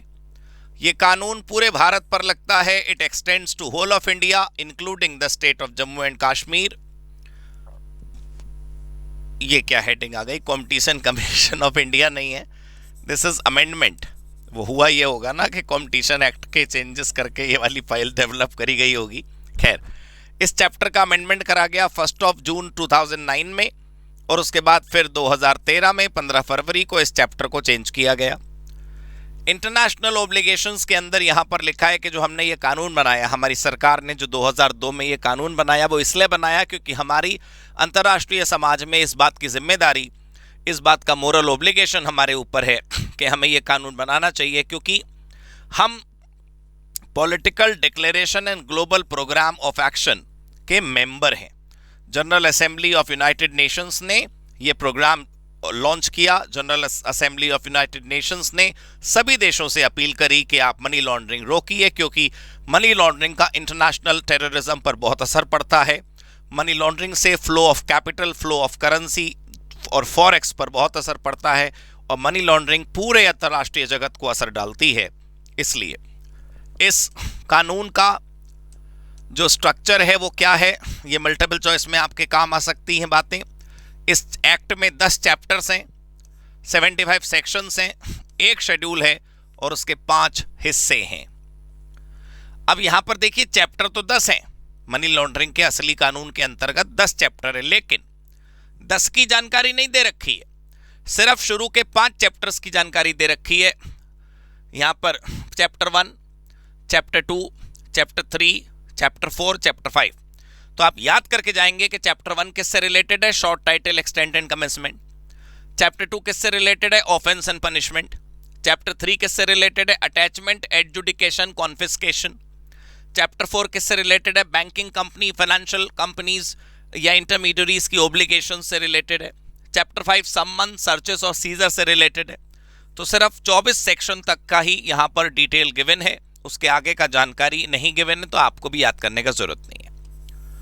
इस कानून के उद्देश्य क्या है, ये एग्जाम में पूछा जा चुका है। देखिए, दिसंबर 2014 में 3 नंबर में पूछा गया है कि मनी लॉन्ड्रिंग एक्ट के ऑब्जेक्टिव्स क्या हैं। पहला, ऑब्वियसली मनी लॉन्ड्रिंग को रोकना। दूसरा, मनी लॉन्ड्रिंग में इस्तेमाल हुई संपत्ति को कॉन्फिस्केट करना, उसको सीज करना, और अदर मैटर्स। ठीक है। कॉन्सेप्ट नंबर 3 जो है दोस्तों, वो कुछ ज्यादा ही खींच रखा है इन्होंने। इंस्टीट्यूट की किताब में अगर आप कॉन्सेप्ट 3 देखेंगे तो आपको बहुत खिंचा हुआ मिलेगा। अथॉरिटीज अंडर द एक्ट का मतलब है ईडी, फाइनेंशियल इंटेलिजेंस यूनिट। पहले इनके बारे में शॉर्ट में भी दे रखा है, फिर इनके बारे में लॉन्ग में भी दे रखा है। अब देखो, ये अथॉरिटीज अंडर द एक्ट में एक ईडी, फ्यू, एडजुडिकेटिंग अथॉरिटी यहां लिखी है। यही तीनों अभी आगे आपको फिर दोबारा मिलेंगे फैल फैल के। ईडी का काम क्या है? इन्वेस्टिगेशन करना। फाइनेंशियल इंटेलिजेंस यूनिट का काम क्या है? इंटेलिजेंस का काम करना। ये जो बैंकिंग कंपनियां, इंश्योरेंस कंपनियां, फाइनेंशियल इंस्टीट्यूशन जब देखती हैं कि 10 लाख रुपए से ऊपर की ट्रांजैक्शन हो रही है या कोई सस्पिशियस ट्रांजैक्शन हो रही है, तो ये अपनी रिपोर्ट बना के आरबीआई को नहीं भेजते हैं, ये अपनी रिपोर्ट बना के फाइनेंशियल सीबीआई है ये, इसको भेजते हैं। It processes, it analyses, it disseminates the information. और एडजुडिकेटिंग अथॉरिटी आप जानते हैं, मनी लॉन्ड्रिंग एक्ट के अंतर्गत जिन अपराधों की व्याख्या की गई, जिन अपराधों का डिस्कशन किया गया, उनकी पनिशमेंट सुनाने वाली भी तो कोई अथॉरिटी होनी चाहिए। तो adjudicating authority is the authority for hearing, right. कोई भी जो लिटिगेशन होगा वो एडजुडिकेटिंग अथॉरिटी के पास जाएगा। ये अगला जो कॉन्सेप्ट है, मनी लॉन्ड्रिंग का प्रोसेस, बड़ा पसंद है कलकत्ता को, सीएमए इंस्टीट्यूट को बहुत प्यार है इस टॉपिक से।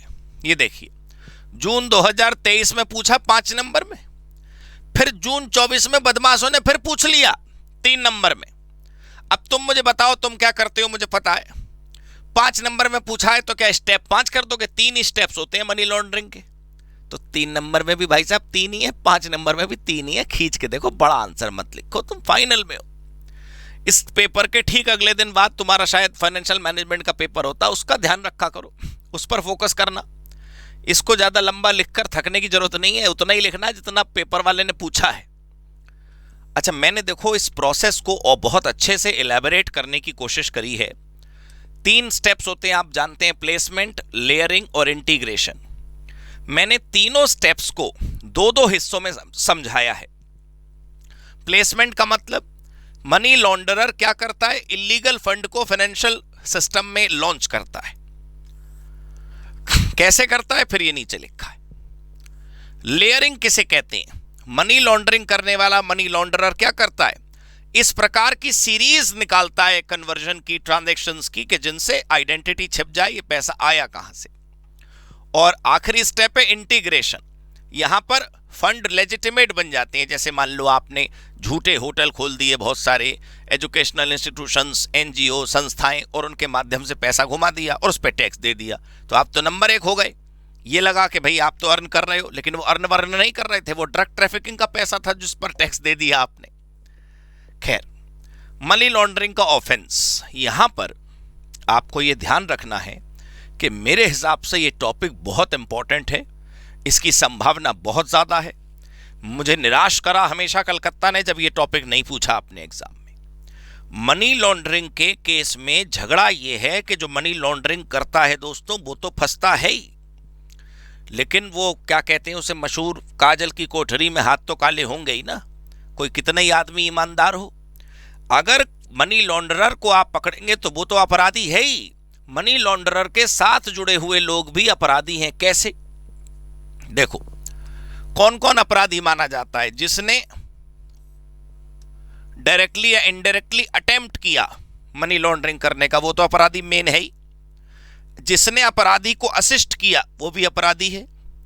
जो जानबूझकर अपराध का हिस्सा बना, वो भी अपराधी है। और जो एक्चुअली इन्वॉल्व है, वो भी। मतलब अगर आपने अटेम्प्ट किया और आप फेल हो गए तब भी, और आप सक्सेसफुल हो गए तब भी। यानी कि मनी लॉन्ड्रिंग एक ऐसा अपराध है जिसको करने का प्रयास भी अपराध है। जैसे हत्या का प्रयास अपराध है और हत्या भी अपराध है, उसी प्रकार मनी लॉन्ड्रिंग भी अपराध है और मनी लॉन्ड्रिंग का प्रयास भी अपराध है। ठीक है, चलिए, शेड्यूल्ड ऑफेंस क्या होता है?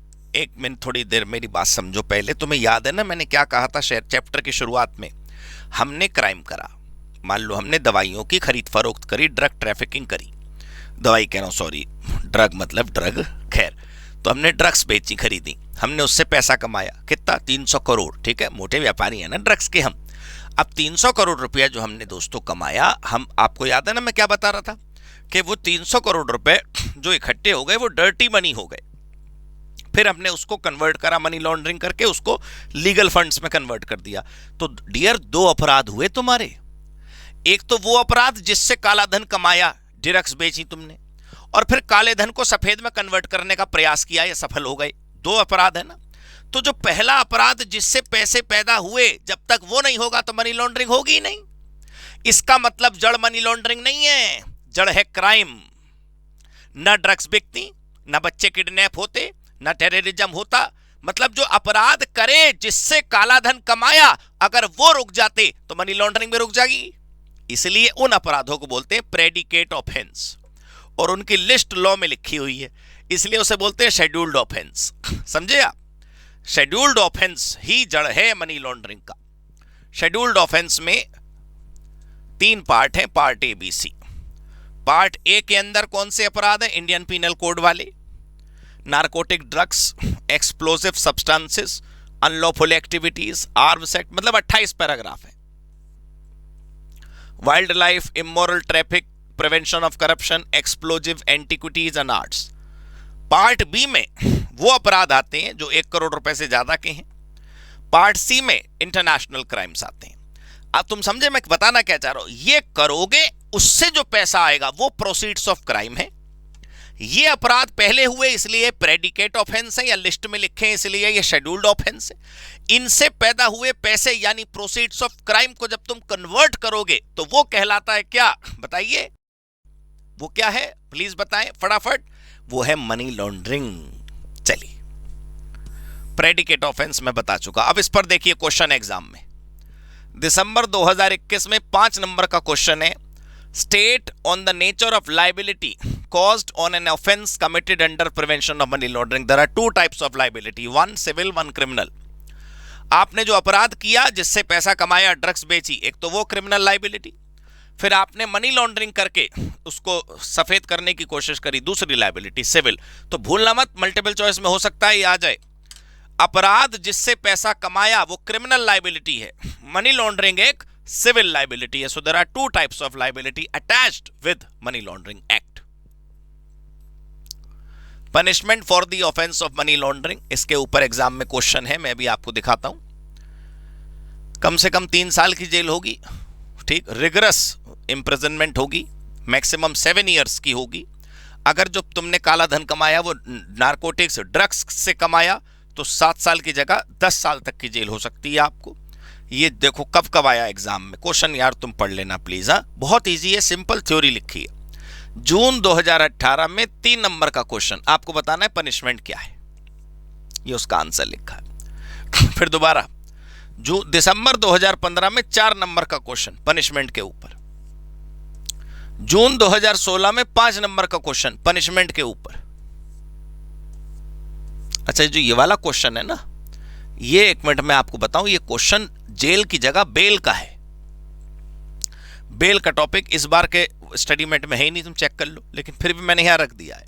मनी लॉन्ड्रिंग में किसी को जेल हो गई, अब उसे चाहिए बेल, तो बेल क्या, सुनवाई के बाद बेल हो जाएगी। मतलब जो मनी लॉन्ड्रिंग है वो बेलेबल ऑफेंस, वो नॉन बेलेबल ऑफेंस होता है।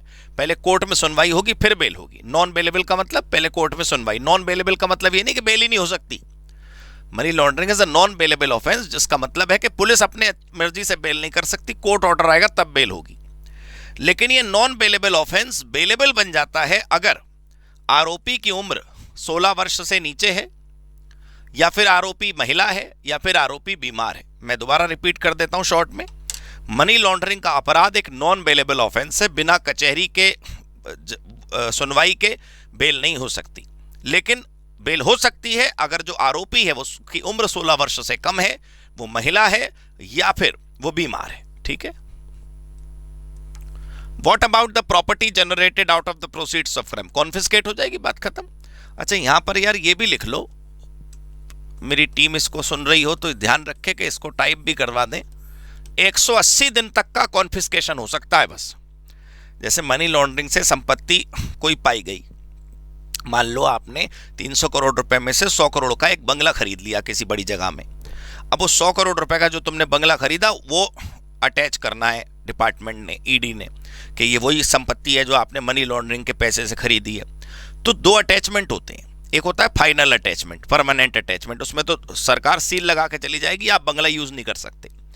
एक होता है प्रोविजनल अटैचमेंट। प्रोविजनल अटैचमेंट का मतलब है आप उसमें रह लो, लेकिन सरकार कह रही है तलवार बेटा तेरे ऊपर लटकी है। अधिकतम 180 दिन के लिए ही अटैचमेंट हो सकता है। 180 दिन के ऊपर अदालत जैसा कहेगी वैसा होगा। 180 दिन से ज्यादा के लिए हम बंगले के मालिक को बंगले से दूर नहीं रख सकते। ठीक है। Procedure of investigation and authorities, जो ऑथोरिटीज आप जानते हैं, ईडी जो है वो इन्वेस्टिगेशन करती है, एडजुडिकेटिंग अथॉरिटी सुनवाई करती है, ऑर्डर्स इशू करती है, एपेलेट ट्रिब्यूनल जो है वो अपील सुनती है, स्पेशल कोर्ट बनाए जाते हैं ताकि स्पीडी ट्रायल हो सके, समरी ट्रायल हो सके। रेसिप्रोकल अरेंजमेंट सुनो आप, ये क्या होता है? जैसे हमारे देश में मनी लॉन्ड्रर खूब है, वैसे दूसरे देश में भी तो होंगे। तो हम अंतरराष्ट्रीय जगत में दूसरे देशों के साथ हम असिस्टेंस कर लेते हैं कि आप हमें और हम आपको वो करें, क्या करते हैं, सपोर्ट। ये दोनों एक ही टॉपिक होने चाहिए। ठीक है। बायलैटरल अग्रीमेंट्स बिटवीन कंट्रीज, दो कंट्रीज के बीच में अग्रीमेंट्स होते हैं। फ्यू कौन होता है? फाइनेंशियल इंटेलिजेंस यूनिट, हमने आपको बताया ये सीबीआई की तरह काम करता है। ये इंटेलिजेंस एजेंसी है, ये इन्वेस्टिगेशन नहीं करती, ये डेटा अपने पास रखती है संभाल कर। यहां पर काम की बात देखिएगा, सेंट्रल गवर्नमेंट ने इसकी स्थापना करी है, नवंबर 2004 में इसकी स्थापना हुई। इसके हेड को डायरेक्टर बोलते हैं। और ये क्या करता है?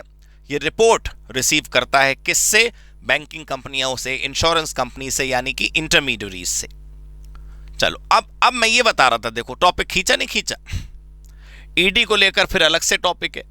जो ईडी है वो फेमा और मनी लॉन्ड्रिंग एक्ट की बिग बॉस है। तुम एग्जाम में कंफ्यूज मत होना, फेमा की इन्वेस्टिगेटिव बॉडी भी ईडी है और मनी लॉन्ड्रिंग की इन्वेस्टिगेटिव बॉडी भी ईडी है। ठीक है। फाइनेंशियल इंटेलिजेंस यूनिट के बारे में अब डिटेल आई। नवंबर 2004 में इसकी स्थापना हुई, सेंट्रल गवर्नमेंट ने इसकी स्थापना करी। इसके हेड को डायरेक्टर बोलते हैं। ये रिसीव करता है इंफॉर्मेशन, प्रोसेस करता है, एनालाइज करता है और सरकार की जिस अथॉरिटी को इंफॉर्मेशन चाहिए होती है ये डिस्ट्रीब्यूट करता है। ये इंडिपेंडेंट बॉडी है, ये फाइनेंस मिनिस्टर को रिपोर्ट करती है। इकोनॉमिक इंटेलिजेंस काउंसिल जो हेडेड बाय फाइनेंस मिनिस्टर है उसको, ये हाईलाइट कर लो भाई, ये तुम मल्टीपल चॉइस में एग्जाम में पूछा जा सकता है। ये फाइनेंशियल इंटेलिजेंस यूनिट वैसे एक इंडिपेंडेंट बॉडी है, लेकिन फाइनेंशियल इंटेलिजेंस यूनिट रिपोर्ट करती है किसको? इकोनॉमिक इंटेलिजेंस काउंसिल को। इकोनॉमिक इंटेलिजेंस काउंसिल का अध्यक्ष माननीय वित्त मंत्री होते हैं। ये तुम याद कर लो, ये अच्छा टॉपिक है और कीमती टॉपिक है। ये टॉपिक 2 बार है आपके इंस्टीट्यूट की किताब में, मैं बताता हूं क्यों। पहले टॉपिक का नाम पढ़ो, ओब्लिगेशन ऑफ रिपोर्टिंग एंटिटी। जैसे ये बैंक है ना, बीमा कंपनियां हैं, म्यूचुअल फंड है, पैसा तो यार इन्हीं से होकर गुजरता है ना। फंड वो एक्सप्लेन्ड हो या अनएक्सप्लेन्ड, आप मेरी बात समझें, सरकार धीरे धीरे बड़े नोट बंद कर देगी। 500 का नोट छोटा ही समझो आप, 2000 का बड़ा था, बंद हो गया। मेरे कहने का मतलब क्या है कि बड़े बड़े पेमेंट भी जो बैंकों के माध्यम से होते हैं उनको भी लोग आईटीआर के टाइम पे रिपोर्ट नहीं करते। तो बैंकों को ये जिम्मेदारी दी गई है, इंश्योरेंस कंपनीज को ये जिम्मेदारी दी गई है कि जब वो कोई ऐसी ट्रांजैक्शन देखें जो सस्पिशियस है तो फिर वो फ्यू को बता दें। दूसरी बात, जब भी कभी उनके पास कोई नया क्लाइंट आए उसकी पूरी केवाईसी करें। Know your customer KYC, know your customer, उसका आधार, पैन या ई केवाईसी सब कुछ करें। इसका क्या मतलब है? ये जिम्मेदारी है बैंकिंग कंपनियों की या और फाइनेंशियल बिजनेस में डील करने वाली बाकी कंपनियों की, जैसे बीमा या वगैरह। अब आप बैंकिंग कंपनी के एंगल से सोचिए, हर 250 रुपए की ट्रांजैक्शन बैंक क्या रिपोर्ट करता रहेगा? नहीं, एक पर्टिकुलर अमाउंट के ऊपर, विच इज 10 लाख रुपीस। तो जब ये एक्ट बना तो वहां पर तो बस इतना लिखा है कि दे शैल मेंटेन रिकॉर्ड, हाँ, they shall furnish to information to FIU within prescribe time relating to such transaction. कौन सी ट्रांजेक्शन ये नहीं लिखा यहां पर। आप फाइनल के लोग हैं, आपको पता होगा, पहले एक्ट बनता है बाद में रूल्स आते हैं। अब कानून में ये लिखा है कि बैंक की जिम्मेदारी है कि वो सूचना भेजेगी फाइनेंशियल इंटेलिजेंस यूनिट को, लेकिन कितने रुपए की ट्रांजैक्शन ये यहां नहीं लिखा। ये आपके इंस्टीट्यूट की बुक में अलग से एक हेडिंग है रूल्स की, उसमें फिर यही टॉपिक है अमाउंट के साथ, तो आप वो वाला याद कर लेना, सेम टॉपिक है। तो क्या क्या जिम्मेदारी है बैंकों वगैरह की? पहले तो ये समझो रिपोर्टिंग एंटिटी वर्ड क्या है। रिपोर्टिंग एंटिटी मतलब वो ऑर्गेनाइजेशन जो पैसों के केंद्र हैं, जैसे बैंक, फाइनेंशियल इंस्टीट्यूशन, इंटरमीडियरी, और कोई भी व्यक्ति जो डेजिग्नेटेड बिजनेस कर रहा है। सरकार जिसको बोले कि तुम रिपोर्टिंग एंटिटी हो, मतलब तुम्हारी लायबिलिटी है रिपोर्ट करना। और बाकी क्या ऑब्लिगेशंस हैं इनकी? रिकॉर्ड मेंटेन करना है, एफयू को इंफॉर्मेशन भेजनी है, क्लाइंट आइडेंटिटी वेरीफाई करनी है, बेनिफिशियल ओनर वेरीफाई करना है, 5 साल तक डॉक्यूमेंट्स रिकॉर्ड रखने हैं, 5 साल तक करस्पॉन्डेंस रखनी है, मतलब जो क्लाइंट के साथ करस्पॉन्डेंस होती है, ये ड्यूटीज है। सेम टॉपिक अभी दोबारा मैं आपको दिखाऊंगा रूल्स हेडिंग के यहां पर, वहां से याद कर लो चाहे यहां से याद कर लो, टॉपिक का नाम एक ही है, ओब्लिगेशन ऑफ रिपोर्टिंग एंटिटी। ठीक है, and this is important. Adjudicating authority के फंक्शन, फंक्शन से क्या मतलब? इनकी सुनवाई का काम है इनका। अदालत के फंक्शन क्या होते हैं? अदालत का फंक्शन होता है फैसला सुनाना। जुरिस्डिक्शन, पावर्स, अथॉरिटी जो एक्ट में मिली है, ये आपकी संपत्ति को सीज करवा सकते हैं, प्रॉपर्टी को अटैच करवा सकते हैं, हाँ, या उसको रिलीज कर सकते हैं। ये दिसंबर 22 में 5 नंबर का क्वेश्चन आया था अटैचमेंट को लेकर के। ये मिस्टर बेईमान जो हैं, इनकी संपत्ति ईडी ने अटैच कर ली, तो कितने समय तक अटैच हो सकती है? याद रखना है 180 दिनों तक। और इस क्वेश्चन में यह भी पूछा गया है कि क्या मिस्टर बेईमान तब तक रह सकते हैं जब तक प्रोविजनल अटैचमेंट है? यस, ठीक है। फिर उसके बाद एपेलेट ट्रिब्यूनल, हाँ, ये थोड़ा ध्यान रखना कि इस कानून के जो मैटर्स हैं पहले वो कहां जाएंगे? एडजुडिकेटिंग अथॉरिटी के पास, और फिर एडजुडिकेटिंग अथॉरिटी के बाद वो कहां जाएंगे? एपेलेट ट्रिब्यूनल में। एडजुडिकेटिंग अथॉरिटी के बाद कहां पर? ट्रिब्यूनल में। तो अलग से कोई ट्रिब्यूनल मनी लॉन्ड्रिंग के लिए हमारे देश में बनाई ही नहीं गई दोस्तों। हमारे देश में एक अनदर ट्रिब्यूनल है, ये वाली, यहां पर नाम नहीं लिखा है, हाँ ये रही, देखो, appellate tribunal for forfeited property. ये वाली जो ट्रिब्यूनल है यही मनी लॉन्ड्रिंग के मैटर्स भी सुनेगी अपील्स में। जैसे आपने देखा होगा competition commission of India competition act में है, उसके खिलाफ अपील अलग से कोई ट्रिब्यूनल नहीं है। वो जो कंपनी लॉ वाली एनसीएलटी है वो ही अपील सुनती है कंपटीशन एक्ट के मैटर्स की भी। तो ठीक है, कोई बात नहीं। अच्छा, इसमें चेयरमैन और 2 मेंबर होते हैं मनी लॉन्ड्रिंग की ट्रिब्यूनल में। स्पेशल कोर्ट दोस्तों इसलिए बनाए जाते हैं जिससे आप समझो विशेष अदालत होती है ये एक प्रकार की, जिनसे नॉर्मल अदालतों पे बर्डन ना पड़े और ये स्पीडी ट्रायल कर सकें। स्पेशल कोर्ट कौन बनाता है? ये देखो, सेंट्रल गवर्नमेंट बनाती है चीफ जस्टिस से पूछ के, जो हाई कोर्ट के चीफ जस्टिस हैं उनसे पूछकर ये स्पेशल कोर्ट बनाए जाते हैं। ये साइमल्टेनियस ऑफेंस करेंगे, साइमल्टेनियस ट्रायल करेंगे। साइमल्टेनियस ट्रायल मतलब जैसे ड्रग बेचकर आपने पैसा कमाया था तो ड्रग का अपराध हो गया, और आपने मनी लॉन्ड्रिंग करी दूसरा अपराध हो गया। इन दोनों अपराधों की सजा जो मिलेगी वो एक ही सुनवाई से मिल जाएगी। आपको सजा कम नहीं हो रही है, उसका पैकेज बेनिफिट नहीं है, लेकिन आपको 2 जगह केसेस में नहीं जाना पड़ेगा, एक ही जगह से काम चल जाएगा आपका।